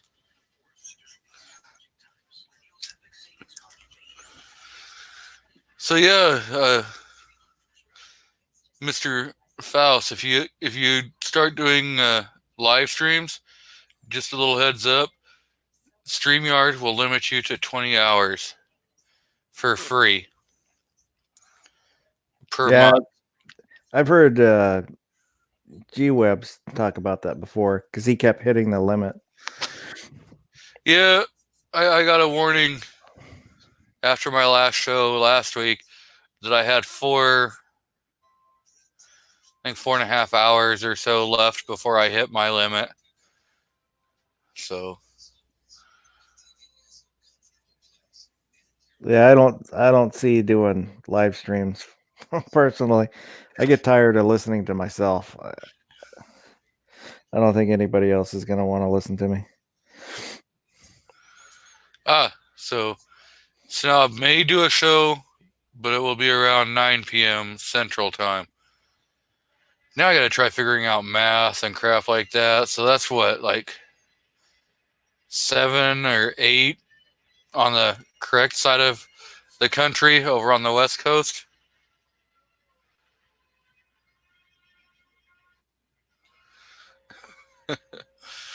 G Web says he rotates through like 4 emails now. Well, I have like 12 email accounts. Yeah, see? That's what I was saying.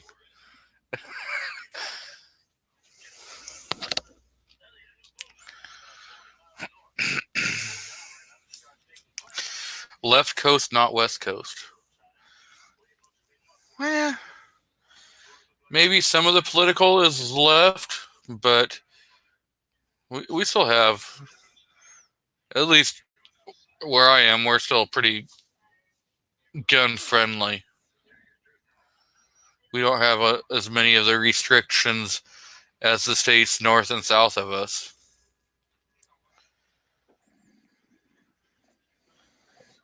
But I could see that happening if we don't.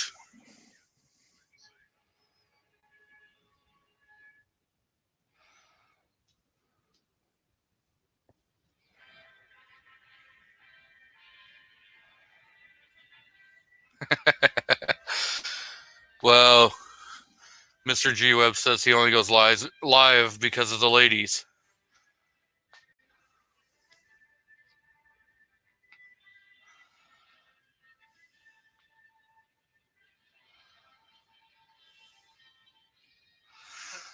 I feel like you don't need 12 emails to kill a deer. No, you need 13.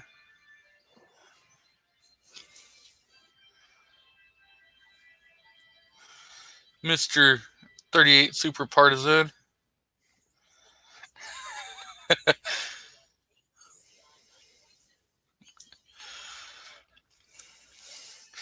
Mr. New York Outcast says criminals have 12 accounts. Well, you have to have personal accounts. You have to have business accounts. So yeah, there's reasons why you have more. No. 13 is only unlucky in the United States. Tax fraud and now this. Yep.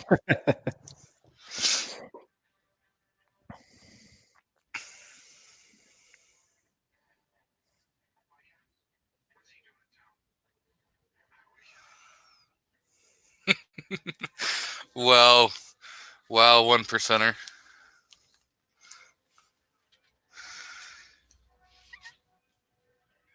And Mr. Rob D, I thought you had like 30 emails, 30 email accounts. So I'm only trying to keep up with you. You're teaching me.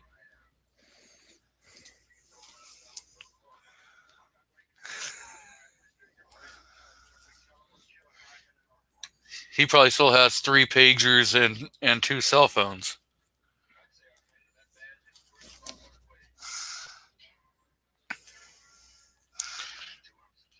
Right, Mr. Rob D? You still got those 3 pagers?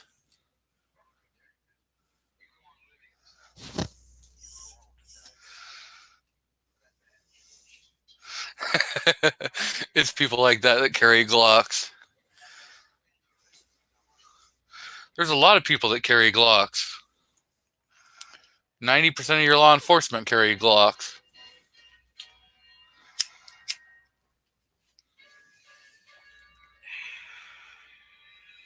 So,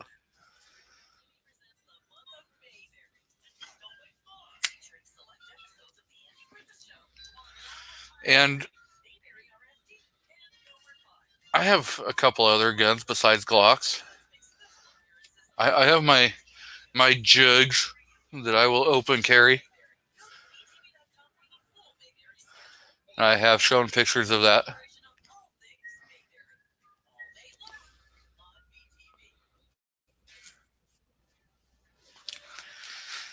Let's see.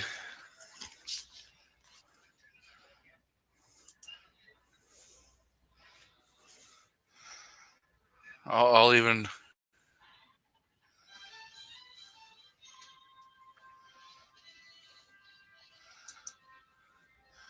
I might be able to find a picture or two.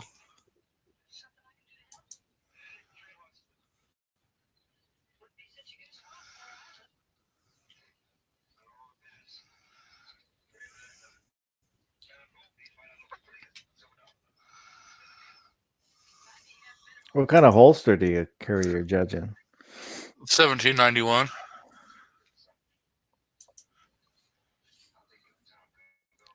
That's what I have for my Taurus 65. It's a 1791. I think they're really nice looking holsters for the price. Yep.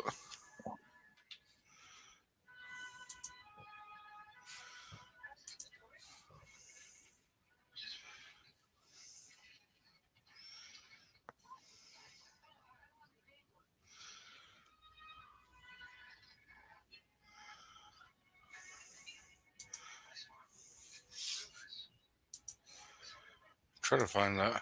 Ah.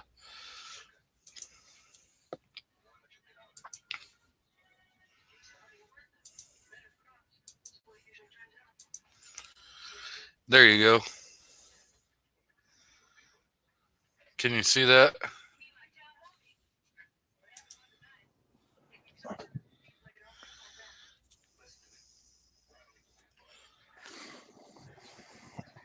What do you usually carry in it? Do you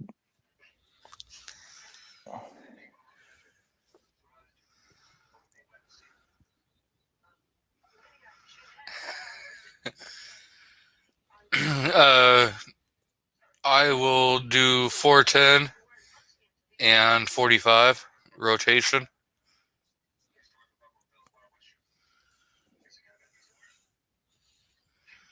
So there's 5 rounds. So sometimes there's 3 410s and sometimes there's 3 45s in there. Just depends.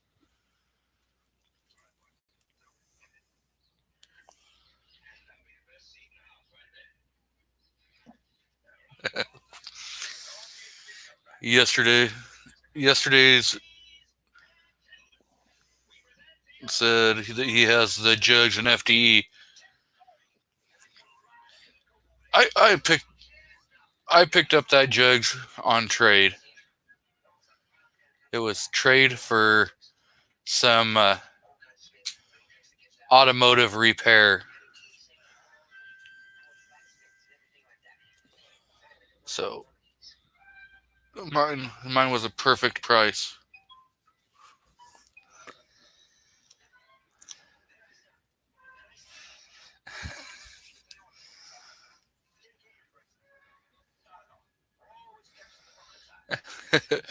was that G painted on it? Don't ask, don't tell. Yeah, Mike. What kind of mags did you pick up, and who'd you pick them up from?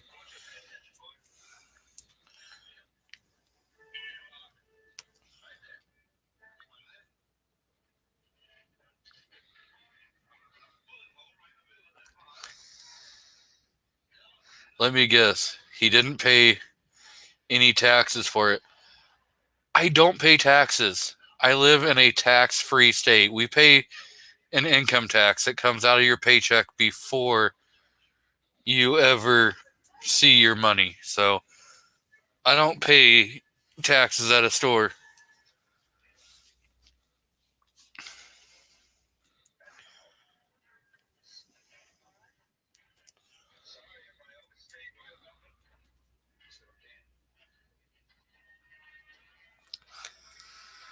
Mr. Kingpin's laying down some knowledge. October 13th, 1307, Templars were knocked off.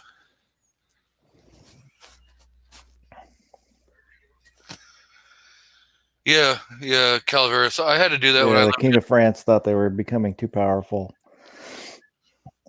I used to have to pay an income tax and a sales tax when I lived in South Carolina. That was some BS. Is Mr. Inslee still talking about trying to do that in Washington? It comes up every year. Hopefully it will never go anywhere, but they keep chipping away, so you never know. How's the new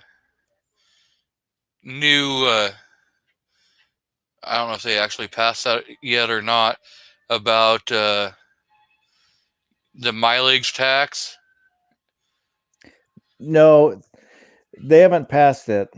They just did they did a test where they got some volunteers to try it out to see how how it'll work, where the faults in the system is and all that. I haven't really heard anything since then.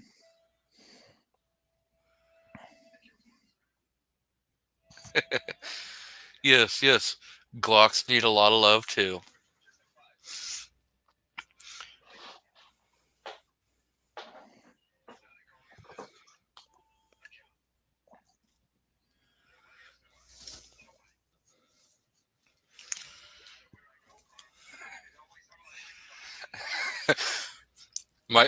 Mike had to clarify that he did pay taxes on his order.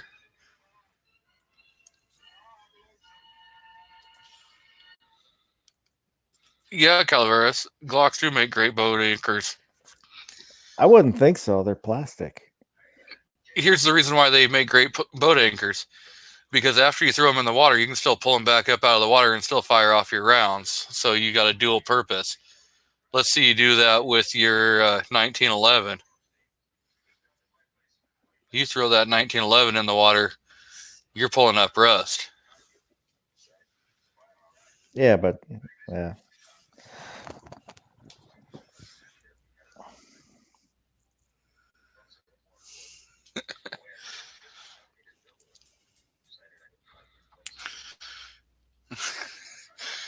But I love all firearms.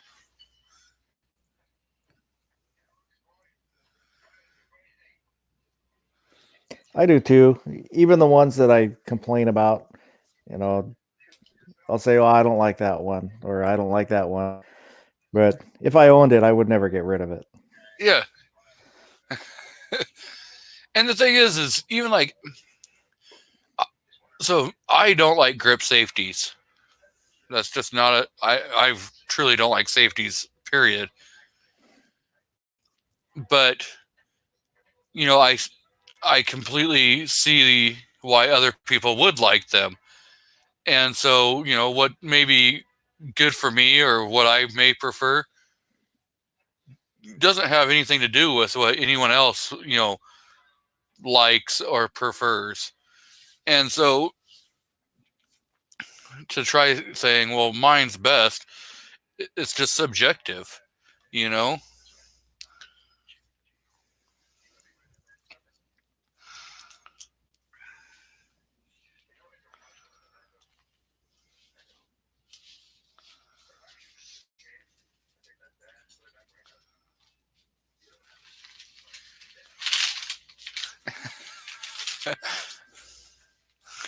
Yes, Gizzard, that is a good point, but there's a lot more metal on a 1911 than there is on Glocks.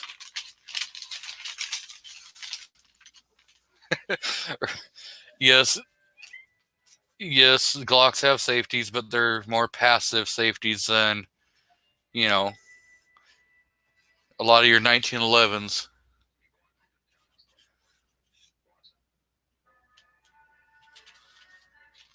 Yeah, you have to tickle its dingus and it goes off. Ooh, so Gizzard went and pulled the trigger and got him that SIG. So did you go with the 320 or the 365? I know you were saying you were having,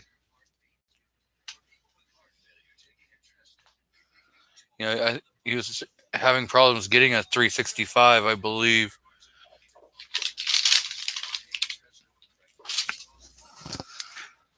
My Glock has the space age anti-rust coating that causes inferior pistols in the vicinity to rust. He got the 365 and probably getting the 320 later. So later means like next Friday? Buy American. Okay, my Glock is made in America. Only my magazines are not. My factory mags. My SGM mags are made in America, so.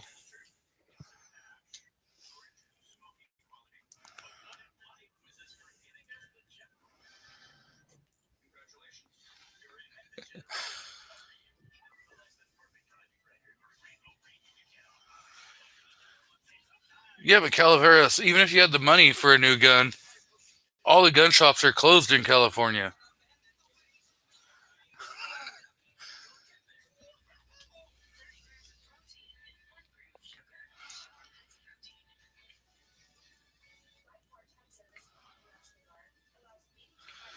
So.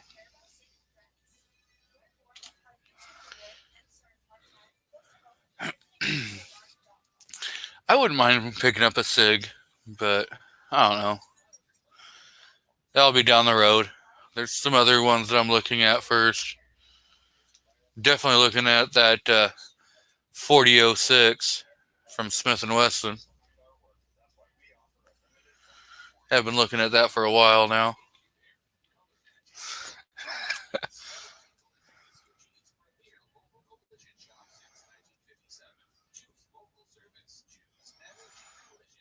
Nice.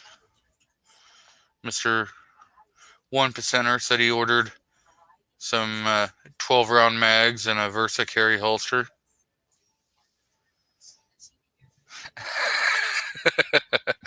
Buy American that doesn't look like a Glock. Well, that's like takes care of almost all your polymer guns, because a lot of them steal the look. Yeah, they change a little bit, but they still, you can see the Glock touches in most of your polymer guns. or striker fire.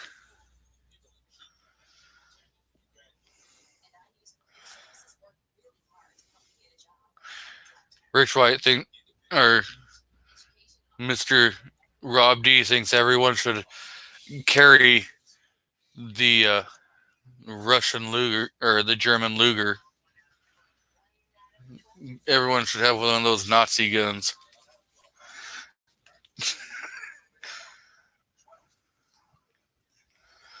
Warrior 1 Tactical in California will be open.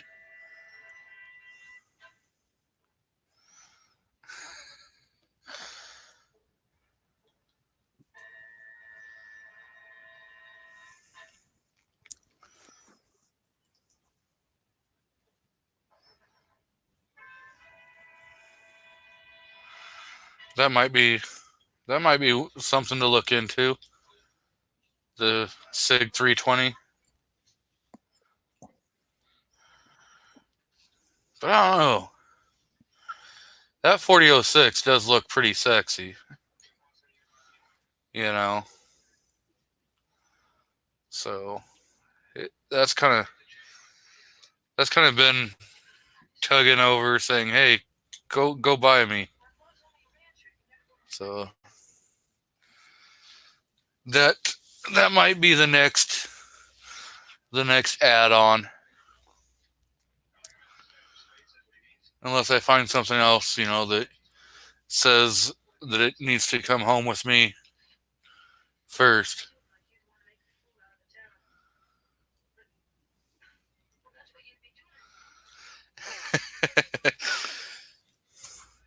Six weeks. It's probably going to be like 6 years, Mr. Rob D. You're kind of a little underestimating.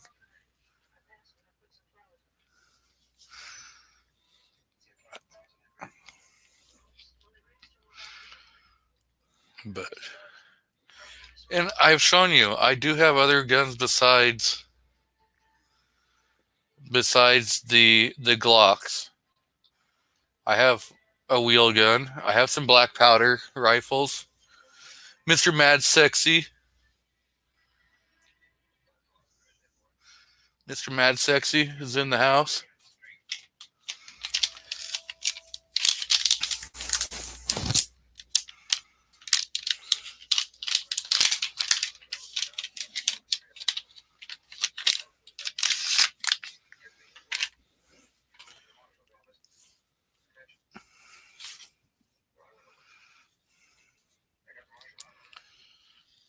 Let's go.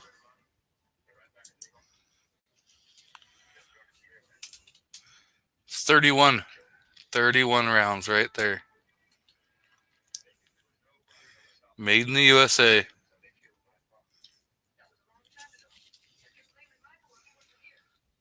And that's one single.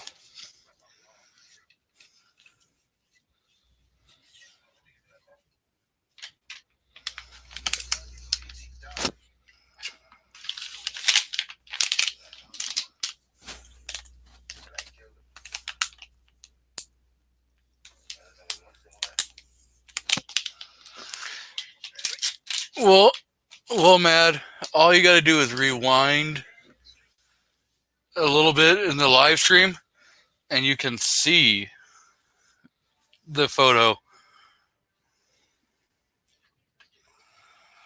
Or, I guess, just for Mad.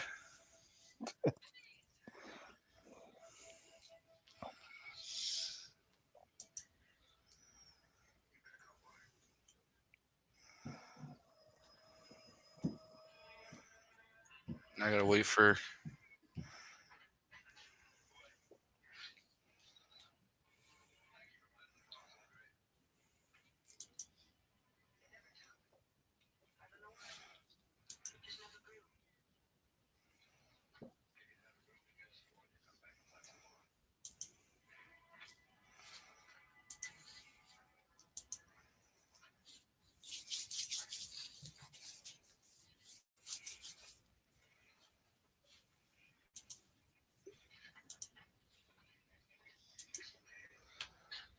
There you go.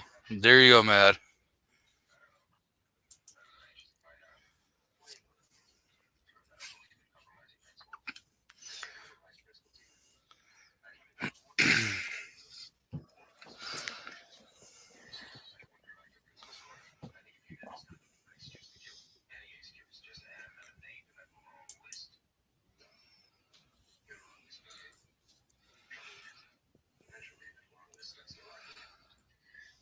Yes, we could definitely deem the media as non-essential.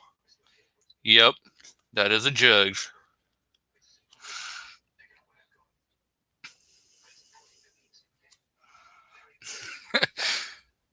That's not even his hand. Yeah, that's my hand and the barbecue.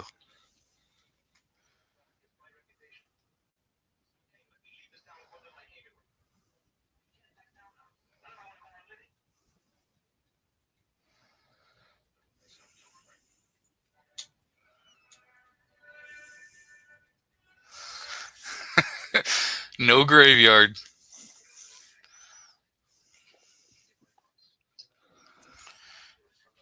And you can shoot at a graveyard. It's called a 21 gun salute.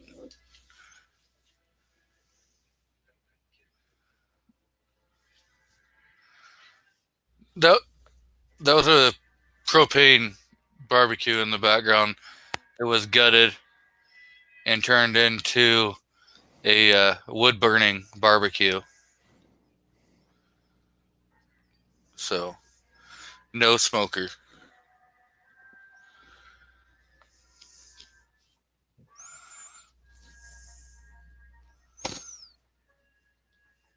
Yep, killing zombies.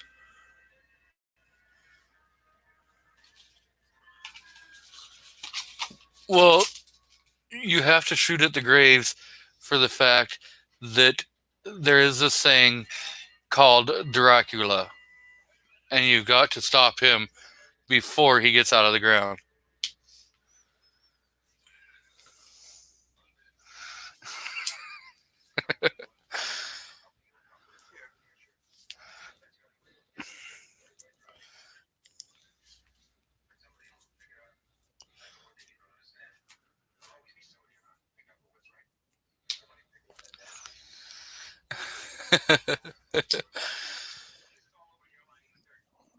Oh.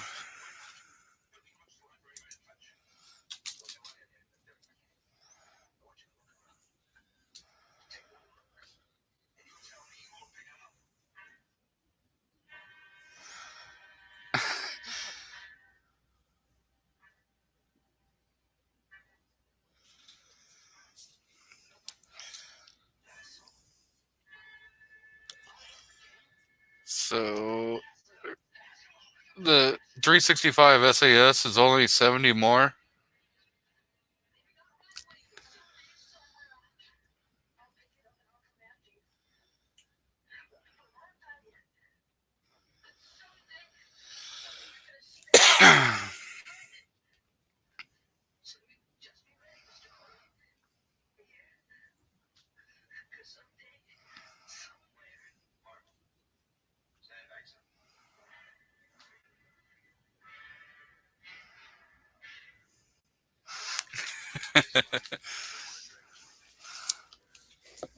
Yeah, isn't the SAS the one that has the sights, the rear sights embedded into like the slide?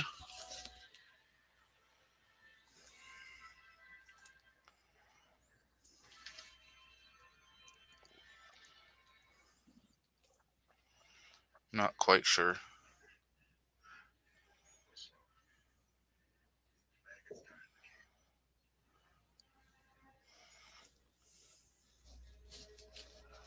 Gary's saying yes. I mean, I guess I kind of like the way the idea is. I'm just not sure that I would actually like to like try aiming with that. I've always been kind of curious about those. It's just so different. But I mean, it seems like a great idea. I don't know if I could get used to the way the sight picture. I've seen a couple of YouTube videos on them, and like people were just saying, there's no way you're going to be hitting anything more than like 3 or 4 yards away. So I'm not, but I've actually never held one to actually look and try seeing if you could aim through it or not. So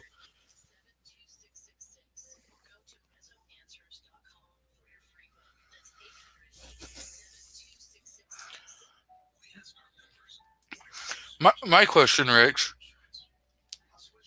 if the sight is more like a red dot, then wouldn't you not be able to use it because of your stigmatism?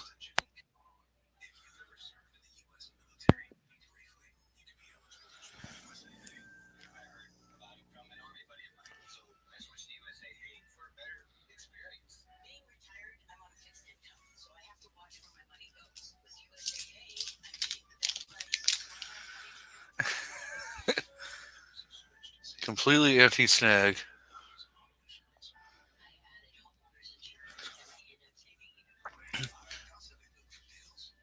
Okay, Mr. Rob D. You, you're flipping and flopping.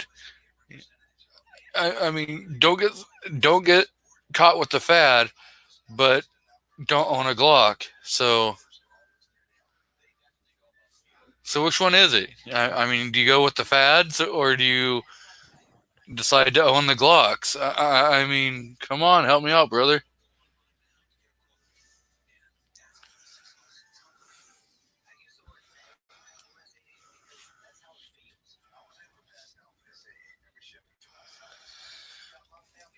See, I really like the True Glow, like the TFX.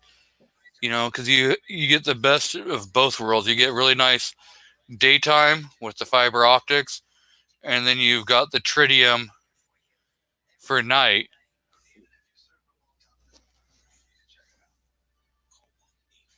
I have an astigmatism, and with red dots, I didn't have a problem with my 3-dot tritium on my P30. I actually see 4 dots.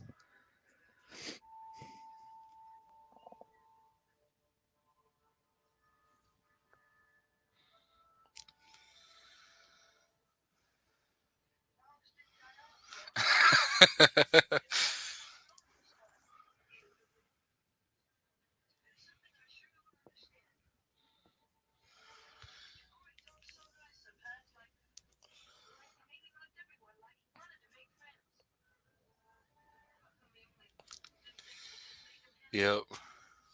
A Glock is a fad, in my opinion. Just a long one. That's a pretty long fad. I mean, what, 40 years that they've been in the U.S.?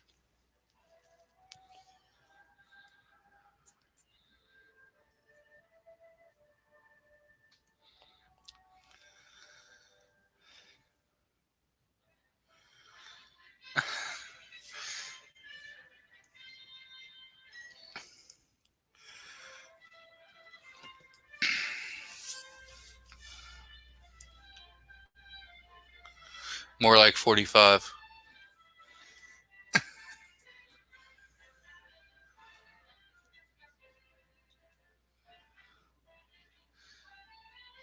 Well,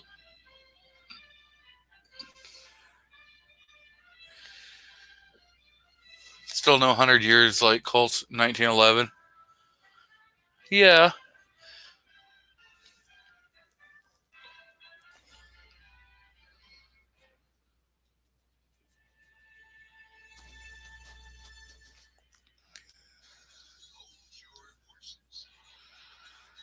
I done more work at then I did all day at work.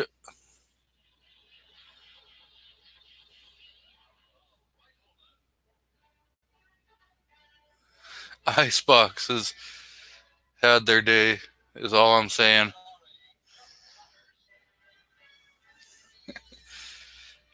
Yep.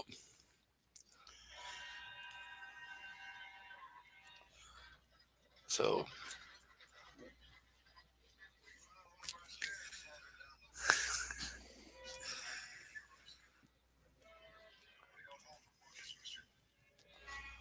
Yeah. There's, and I do like 1911s, you know. And as soon as Saint comes out with a 40 and no grip safety, I'll get one. Now, I don't care if they have a slide safety, but I don't know.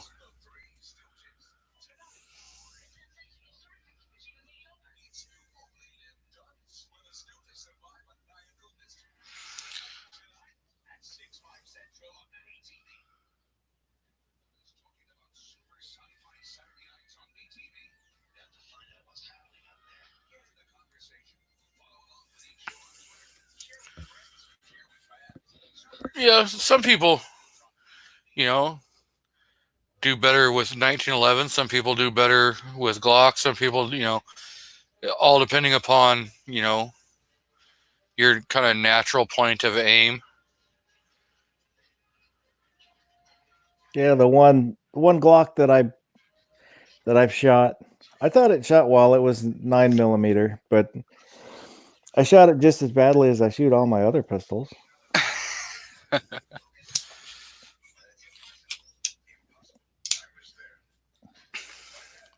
That and a lot of people seem to have problems with the like stock Glock sights.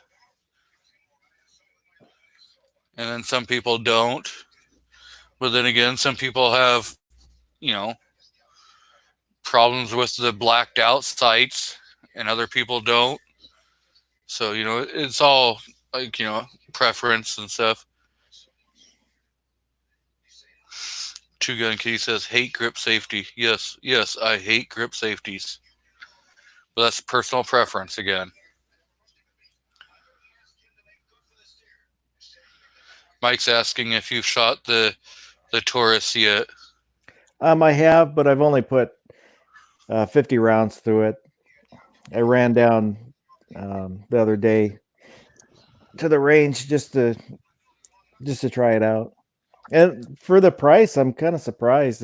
You get a really nice box, and it doesn't rattle or anything. And I'm gonna wait till I get a few more boxes of ammo through it before I do a review on it. Yes, like Gizzard says, that he shoots Glocks really well. And there's other guns out there. Yeah, there's lots of other guns out there. And there's a lot of guns out there I would love to get my hands on. But if I was Bill Gates, I would have them all.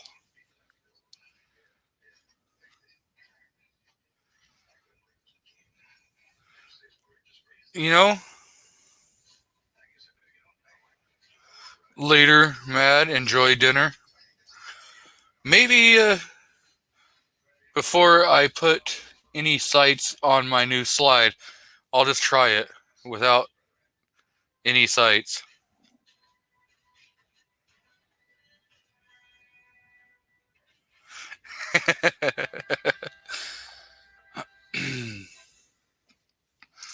Yeah.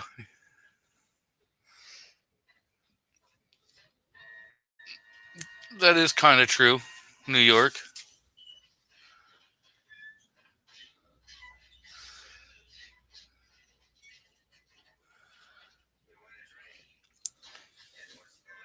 Because the slide that I ordered will come with no sights, no barrel, no recoil spring, no guide rod. So I got to put all that stuff on there myself.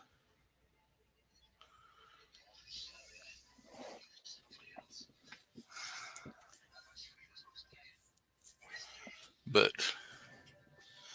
I do have some TFX sights that will go on there. At least Rob and I can agree that True Glow sights are definitely the way to go. My phone is just blowing up today. especially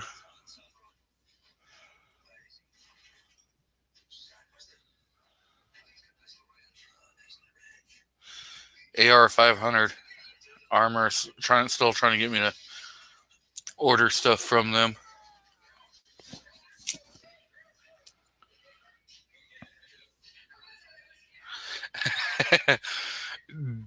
Don't worry, Buck. We will not admit that to anyone for you.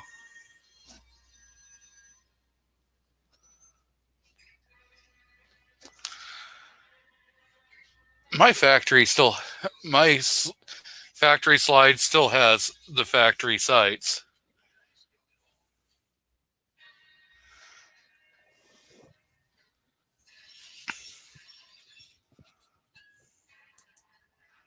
See? Still running factory sights.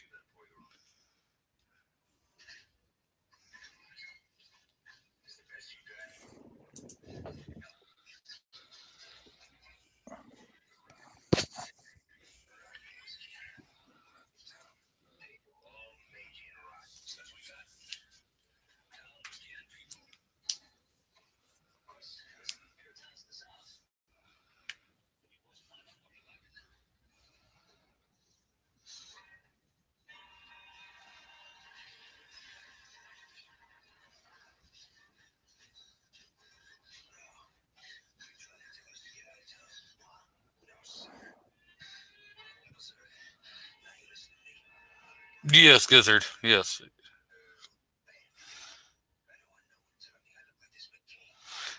I bet you are, Rob. I bet you are.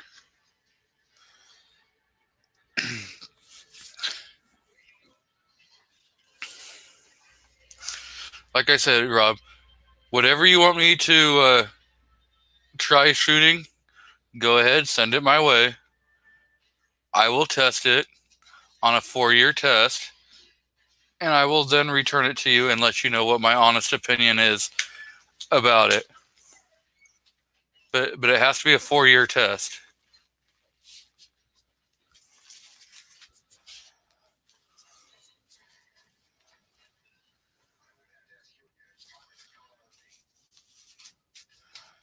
It's Android. Android is the only way to go. Apple is proprietary.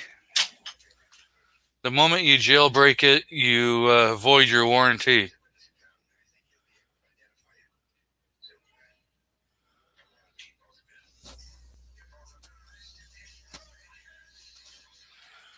I wouldn't mind picking up a Canik. So, but I have to figure out where it would fit on my list of purchases. I think Sarge did a review. Was it Sarge on a Canik? And I posted in the comments. It's nice. It looks like a nice gun. Does it come in any useful calibers or just 9mm?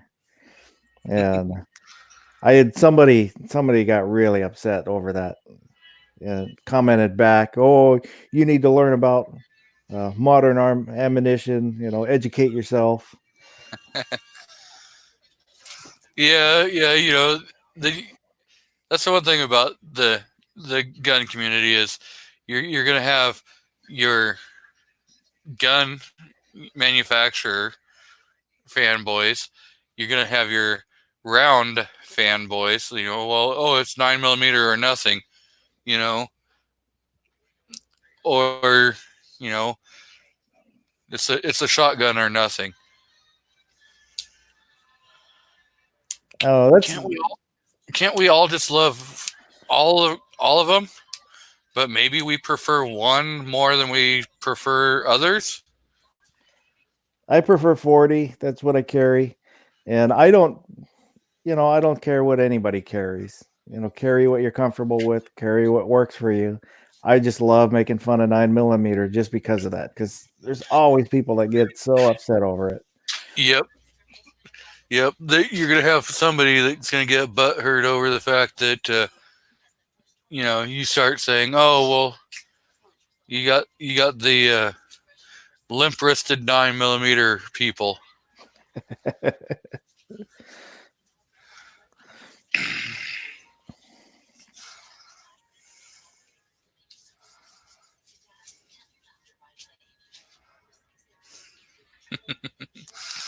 Yep, Rich has got it right. If you go 135 to 135.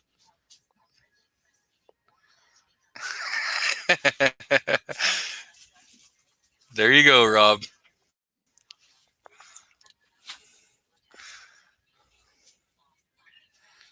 Oh, I know it. I've got a deal just for Mr. Rob D. I'll have to find it. I know I sent it to Mr. Gizzard Gary during one of his Gorn sessions.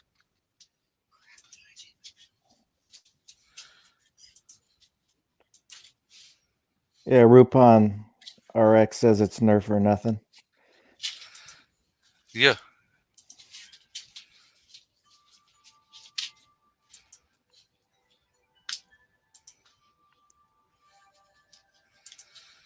Wow, how many emails have I sent to Mr. Gizzard? You're spamming him.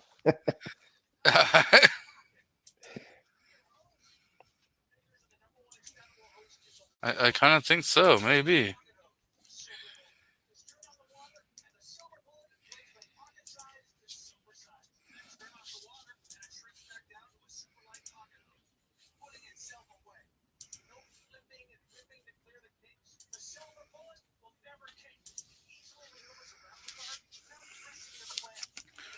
There you go, Rob. It kind of even looks like you.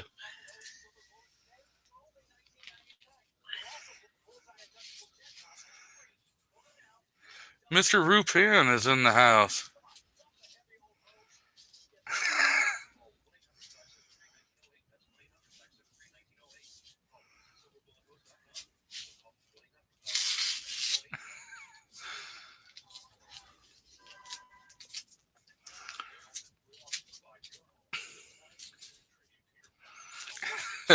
Nine millimeter was created in a Chinese lab and escaped. Just saying.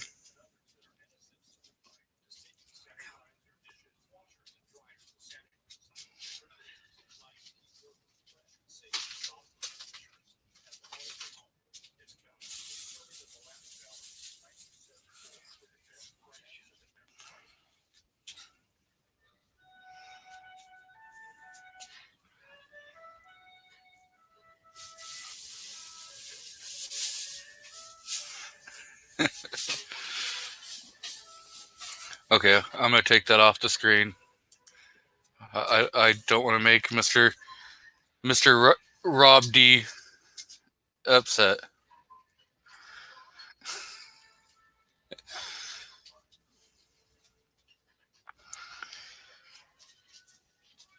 And honestly, I do like shooting the 9mm every once in a while. Yeah, when I can't find 22. About the same recoil.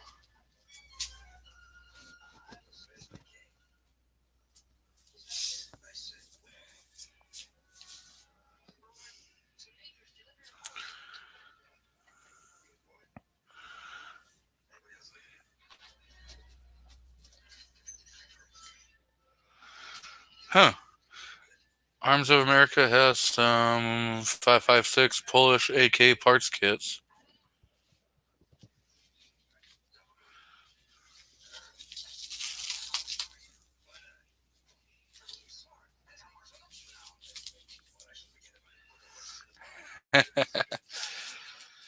Yep. Yes, I do agree with you, 1%er.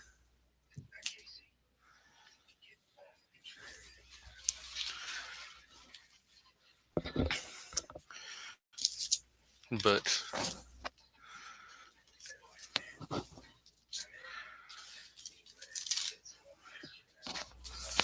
I don't know. You got anything going on? I don't. Just this. This is what's going on right here, right now. So I've been keeping up with what's that? The march that's been getting changed in Washington. I think now it's been moved back to June. I hadn't seen any updates on it. Yeah, like March for Your Rights. I think that's what it's called.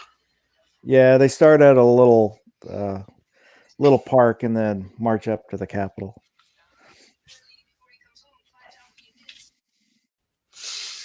I have them on Facebook, so I keep getting some updates from them. Saturday, June 27th at 12 to 4. March for Our Rights 3 is what it is. So, looks like there's a march tomorrow.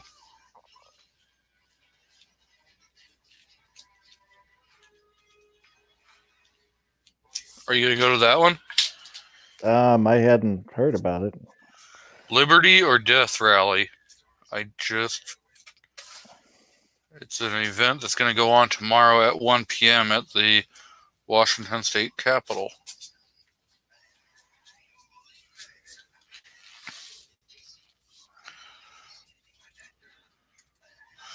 Joey Gibson, Matt Marshall, Tim Eyman, Burt Rogers, and Jim Walsh. I guess we'll all be there. Iman's the only name that I know out of those. You know Joey Gibson. Well, I'm pretty sure. Patriot boy. He's always down in Portland. He's one of the Proud Boys. Oh, okay.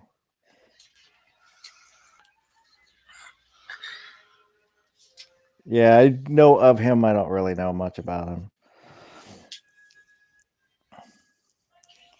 So, haven't actually hammered down the exact Saturday, but Solo Yacker was doing a live stream the other day, and I was talking to him, and he has agreed to come and be part of the channel one of these days. So that'll be nice to get Solo Yacker out here.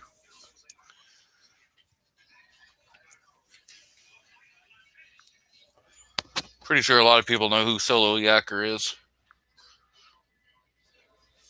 I don't. So he has a YouTube channel, and he's down in Florida, and he does a lot of promoting of open carry with fishing. So he likes to let people know that as long as you're hunting or fishing in the state of Florida, that you are able to legally open carry whatever you want, rifle, pistol, and he has a lot of police confrontation. Yeah, I was just looking at his channel now. There's a bunch of videos with him and cops. Mm-hmm. Yep. So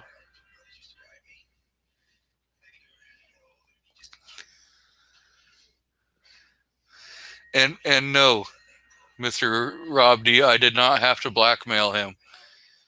I just stated in live chat that I do a live stream on Saturdays, and that he had an open invitation to come and be on the stream if he wanted to, and he said that he would love to do that.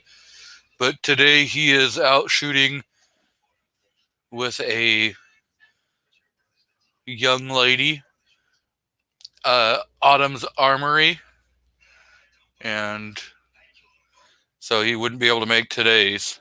So, but that's another Autumn's Armory. She's like 5, 6 years old, and she's a pretty darn good shot, and yeah, she has a G44. Oh no.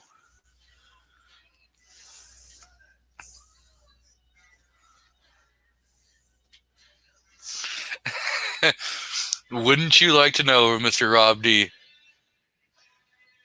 Don't worry, Rob. I will find something from your past. Oh wait, you've already been on the channel. Damn, I can't even blackmail you. You've already been on here.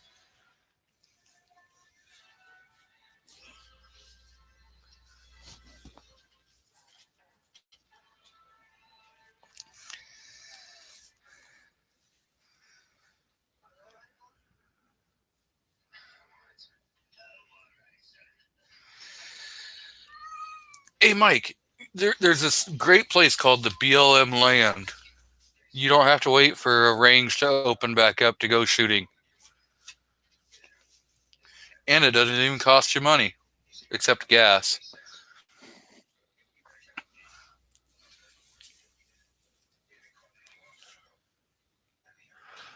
So, one of these days I'll break down and join a range. But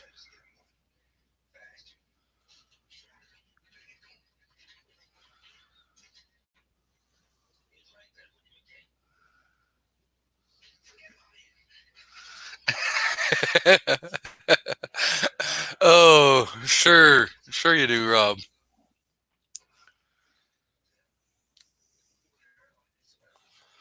No, BLM is not Black Lives Matter. I'm just telling you, they stole the BLM from the Bureau of Land Management. Not all states have BLM land. I'm pretty sure a lot of states do. Maybe not all, but the federal government owns a lot of damn land in a lot of damn states.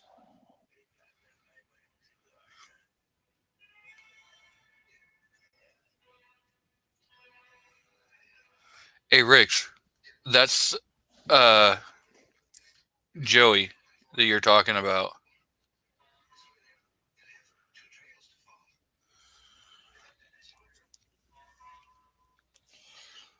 He says that he's half black, half Mexican.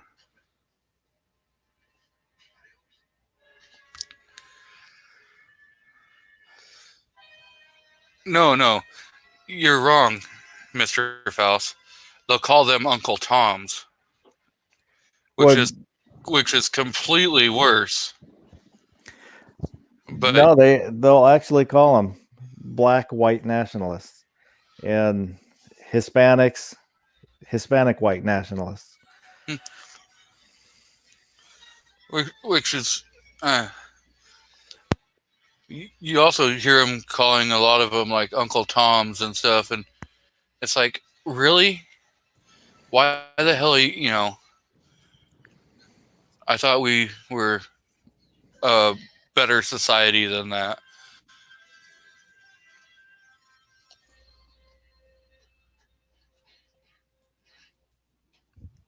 Rob says he can't keep up with what they call him. We just call you a Yorker. That like encompasses every. No, I'm joking, Rob.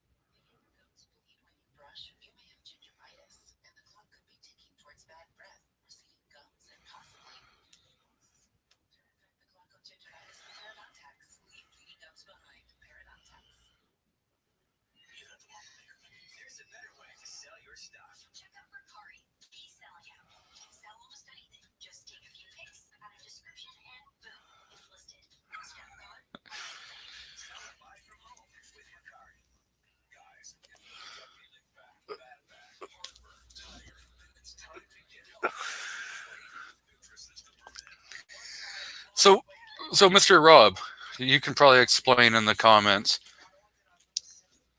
Why would somebody from upstate be insulted if you called them a Yorker? Because wouldn't they just be like, if you call them a Yorker, you're just referring to the state that they're from, not to the city that they're from?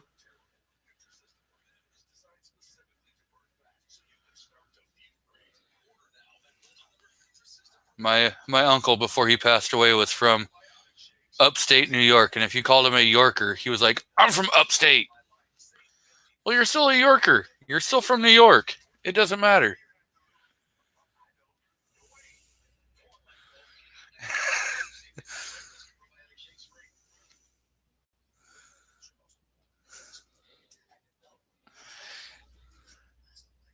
That's a dirty word.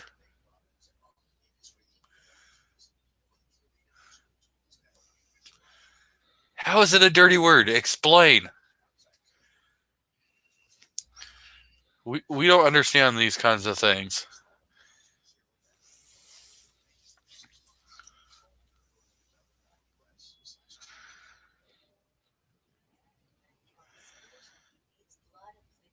You know, like people from Oregon, we're called Oregonians.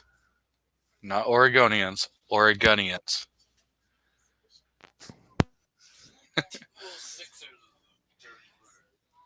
Oh, my wife's like saying, well, referring to people as 206ers is a dirty word. Well, yeah, you know.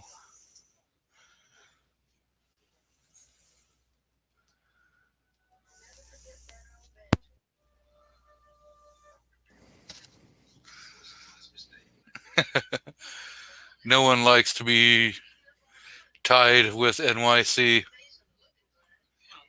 No one wants to be tied with Seattle. It's all about where you're from.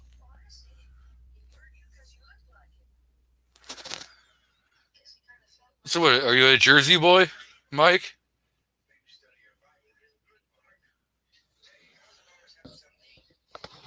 Are you from one of those Jersey shores?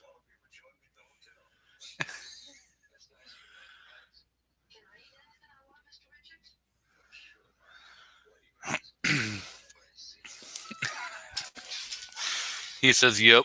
He's one of those Jersey boys.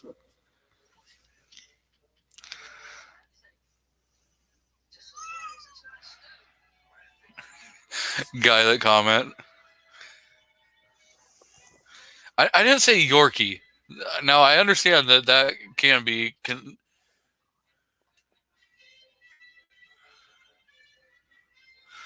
Yeah.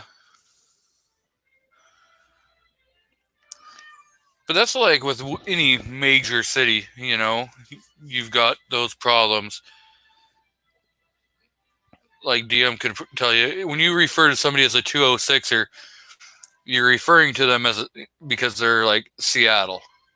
And of course, everything that's, you know, a lot of people that don't know Washington, well, you're from Seattle. No, I'm not from Seattle.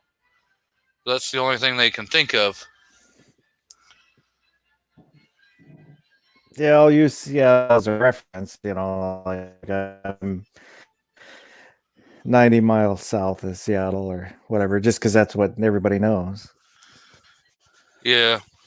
Well, trying explaining to people that you're from Wenatchee, and then try having them pronounce the name of the town. it's like okay, I've heard so many different ways of saying it. It's not even funny. You just tell people you're from the hot, dusty middle of nowhere.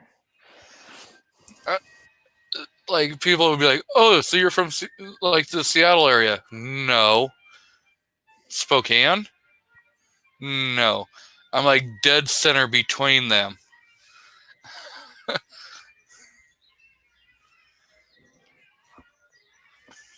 So yeah.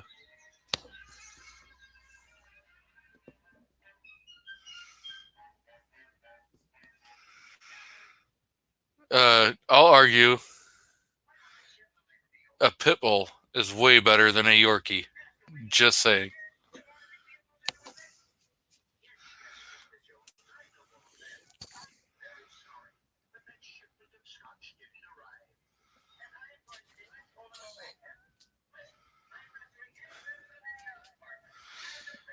No, see, guy that comments, you've got to figure out how to.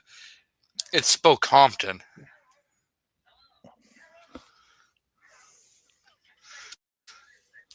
Well, it's not. It's not Spokane. Spokane. Pronounced can.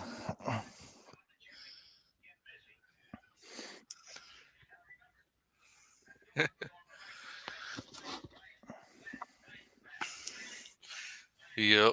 So, or like, I got pulled over in Portland when the wife and I were traveling, and the guy was like, "Ah, I see you got Washington plates." I was like, "Yep." He goes, "Whereabouts?" I was like, "When actually?" He goes, "Ah, the sex ring area." I'm like, I was like, yeah, exactly. That was all a lie.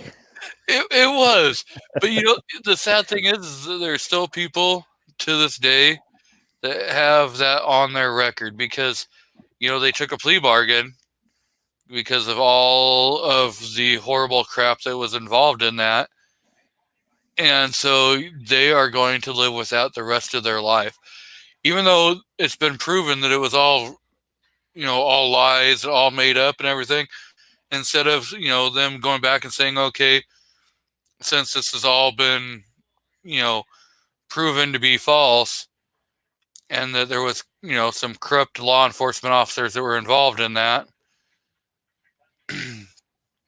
instead of just expunging everything and just wiping it clear, they've left people with that on their record for the rest of their lives, because people just can't come up with $5,000-$10,000 to get that off their record, if they can even get it off.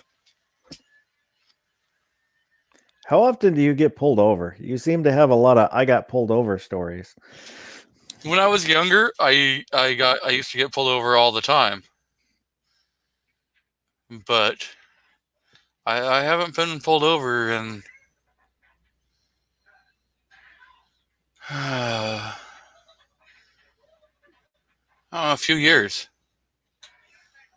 Oh, actually, I did get some warnings. Got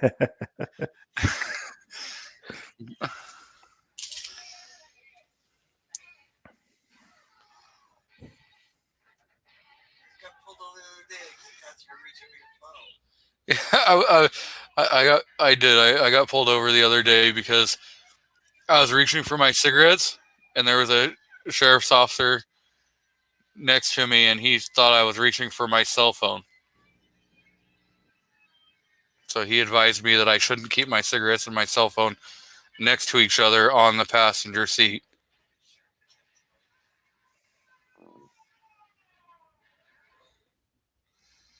So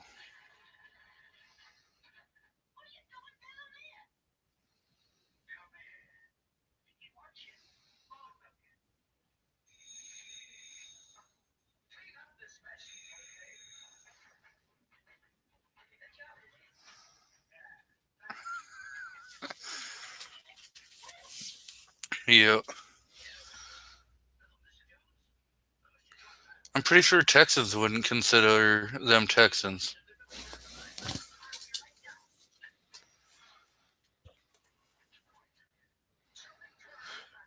That's what I was thinking. But he just thought I was reaching for my cell phone. And like in Oregon, they will cite you if they even see you have your hand on your phone. It doesn't have to be like if you reach over to like, because it's sliding on the seat or something, you reach over and grab it and try to keep it.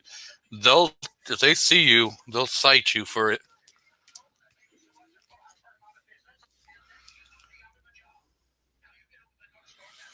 So I still keep my cigarettes and my cell phone on the seat.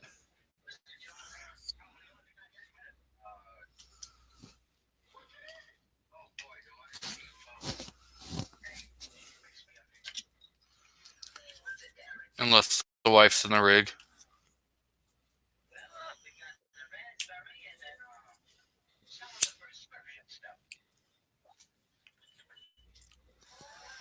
But I think he was just really bored out of his mind, because during, like the shutdown and stuff, there hasn't been as many people on the freeways. So he was probably just really bored out of his mind.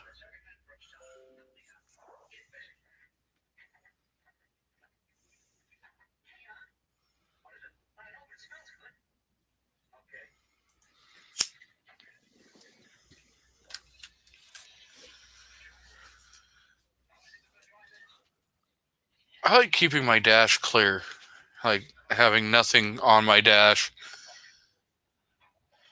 So I throw it everywhere else so that nothing's on my dash.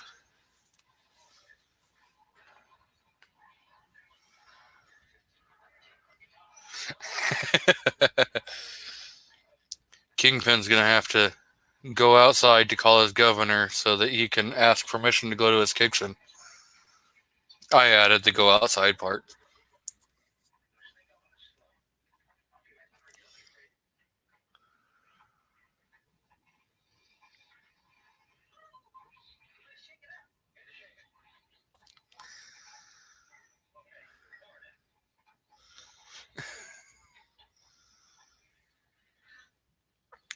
Whoa, wait.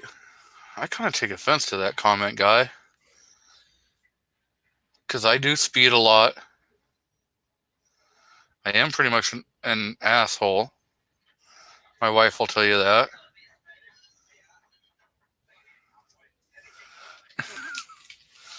So,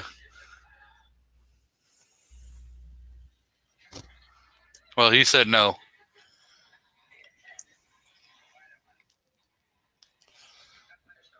Well, just do it anyways. I give you the permission. I give you permission to go into your kitchen next door and get you a drink.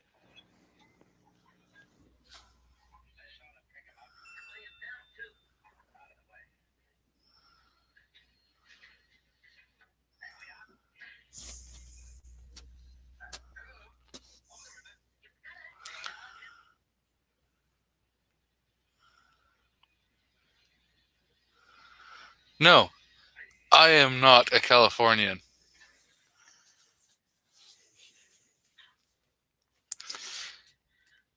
Nope. Definitely not a Californian.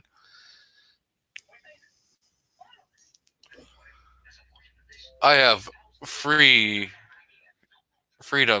that those Californians don't have.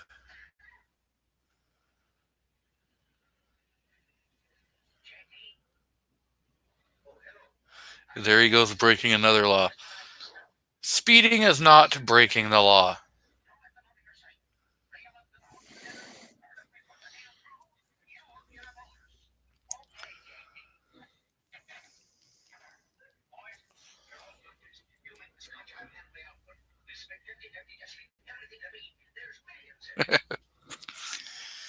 Free till he gets caught.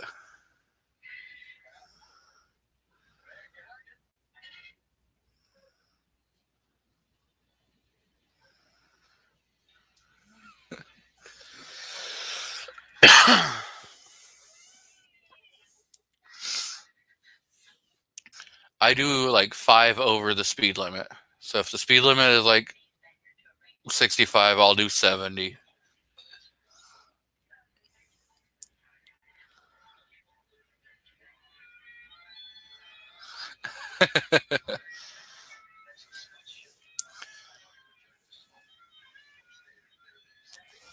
His roommate snitched on him.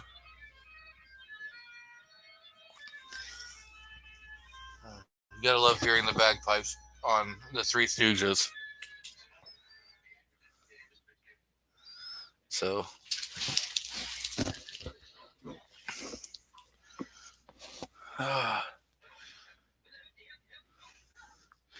Kingpin, why don't you jump on?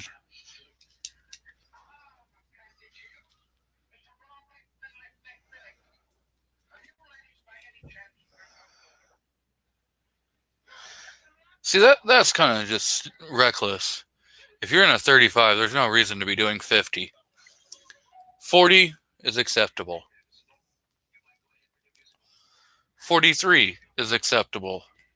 50 is not. Especially if you're in a sports car. 43 is definitely acceptable. To address Rich White, in Washington, I believe it says in our revised code of Washington that speeding is a moving violation and isn't a criminal offense.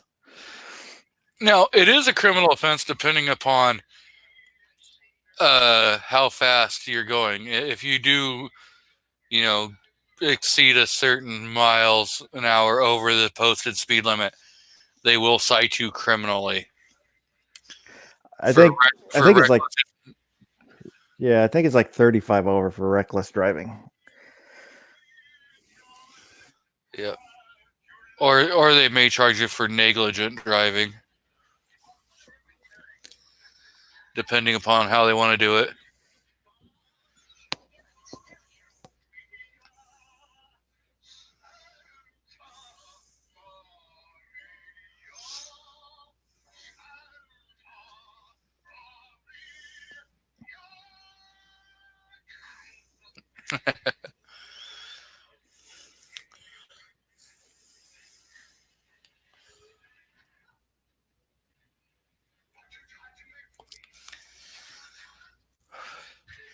A ticket? Who gets tickets?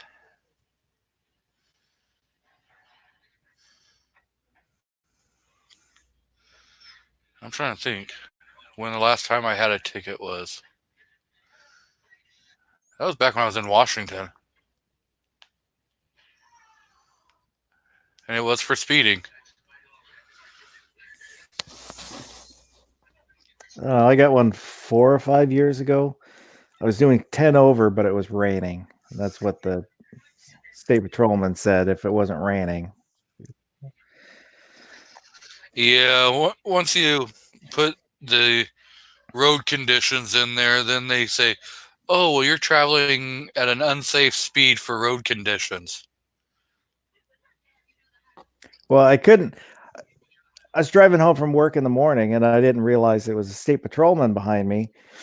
And I saw somebody coming up faster than me and I, pulled over to the right to let him pass and he pulls over behind me.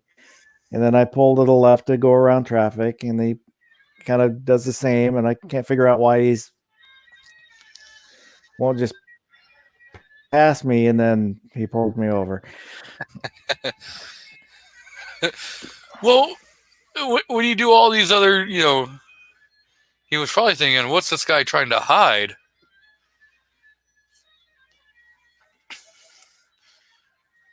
Like, if you came down to where I am and you'd see like the driving people do, you'd go, okay, if they did that in Washington, they'd be pulled over in like 35 seconds. Because they will go from crossing the middle lane to going to cross over the white lane at the edge, and then they'll just drift back and forth crossing lines. And it's like typical down here. I mean, if your tire touches a white line in Washington, they're getting ready to pull you over.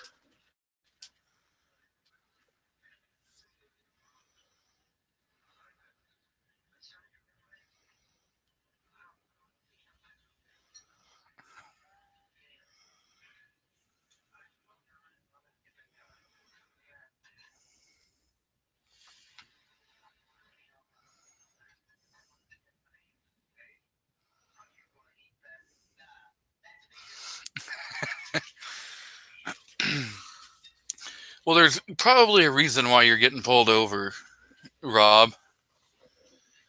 You know, you're probably speeding, or you know, something, failing to use your turn signal.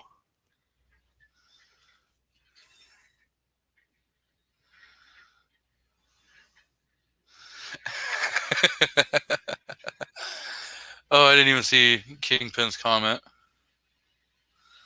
Not all of us are black.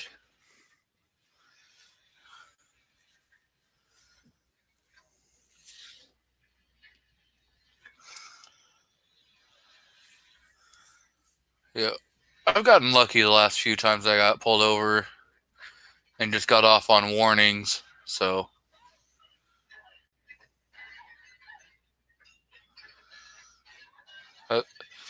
that's kind of the way my luck has been. But it will. When I was in Washington, it seemed like at least once every 2 or 3 years I was getting a speeding ticket.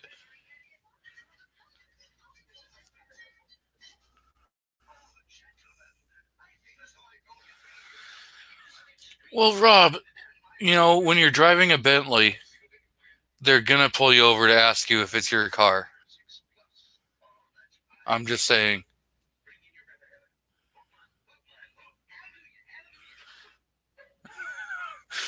I should watch your Walmart video. There, a lot of things happen at Walmart.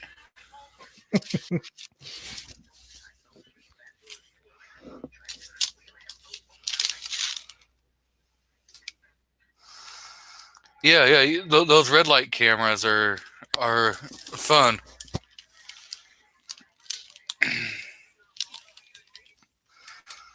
You gotta love red light cameras.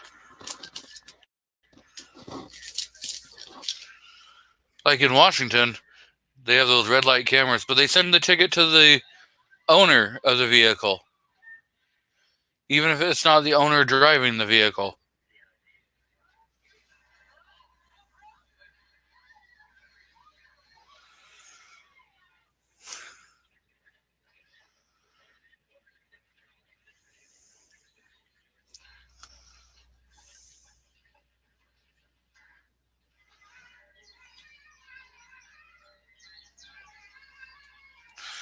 No, they did away with that. 402. Montana used to have places where there wasn't speed limits, but yeah, they did away with that. Now there's speed limits. Not saying that people abide by them, but they are posted speed limits.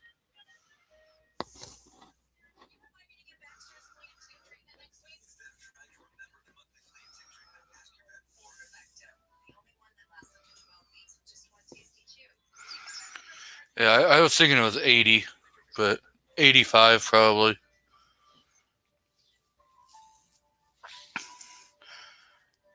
There's so many places in Montana where it's just open road, straight, and like nobody is out there.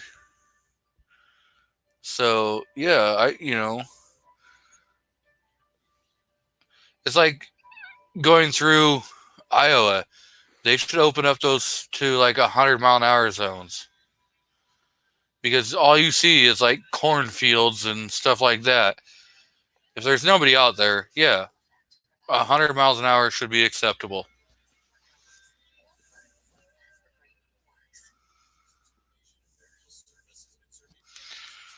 Harassment is a real thing in a lot of places, Outcast. And once you get known, then they're just going to keep pulling you over. Even if you didn't do anything wrong, they're just going to pull you over to check on you.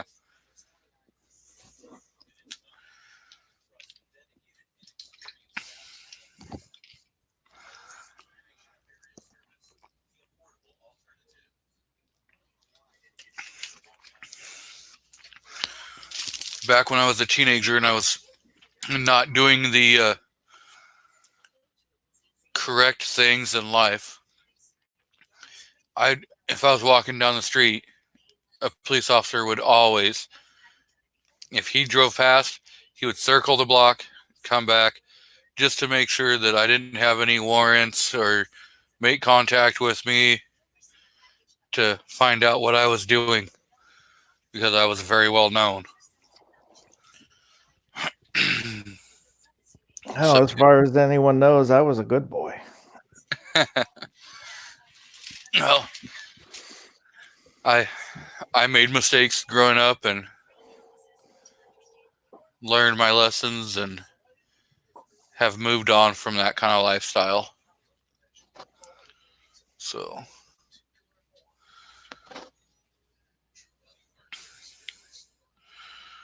but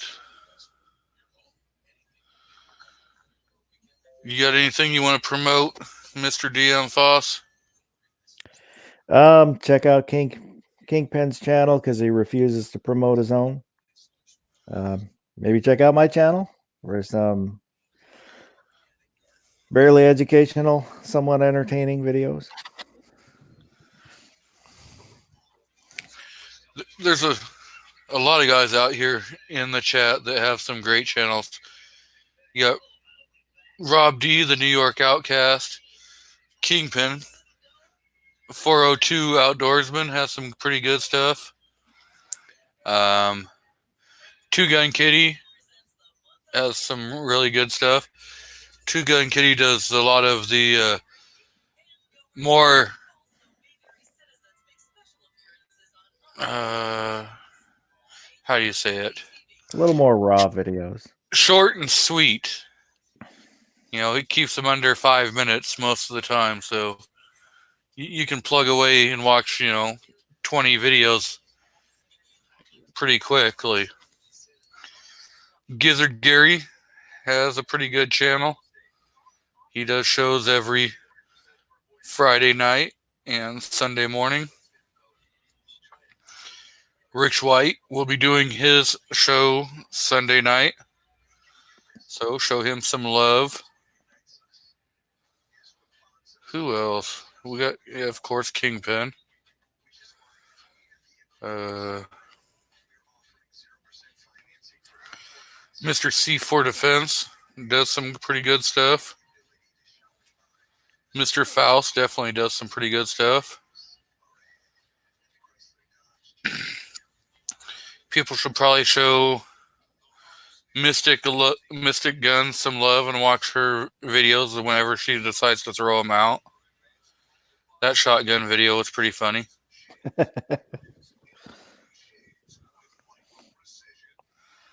Yeah, maybe just find a channel, a new channel to check out, subscribe to, help grow the 2A community. Make it, the bigger it is, the better it is for our rights. Oh, I'm sorry, Rich.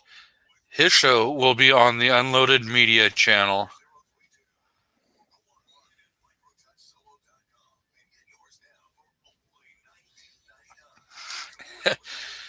Yeah, you're welcome, Rob. You still have some pretty good videos out there, so yep. We all have sense of humor out here. Well, we should. If you got a stick in your butt, then you're probably not right to be on YouTube or any of those. So, well, I will be doing my show again next Saturday. Again, Mr. Gun Loving Grandpa donated some stickers and a hat and stuff for the video challenge, or get out, shoot some targets, submit it with a tag for Gun Loving Grandpa and myself, and you can be entered into the contest to win some swag from the Gun Loving Grandpa and a couple things that I've thrown in there. So make sure you're subscribed to my channel. So, and again, I'm almost at 100 subscribers, so thank you all for helping to grow this channel, sitting at 92. So let's see how long it takes to get those last 8 people over the hump. And we will talk to you all next week.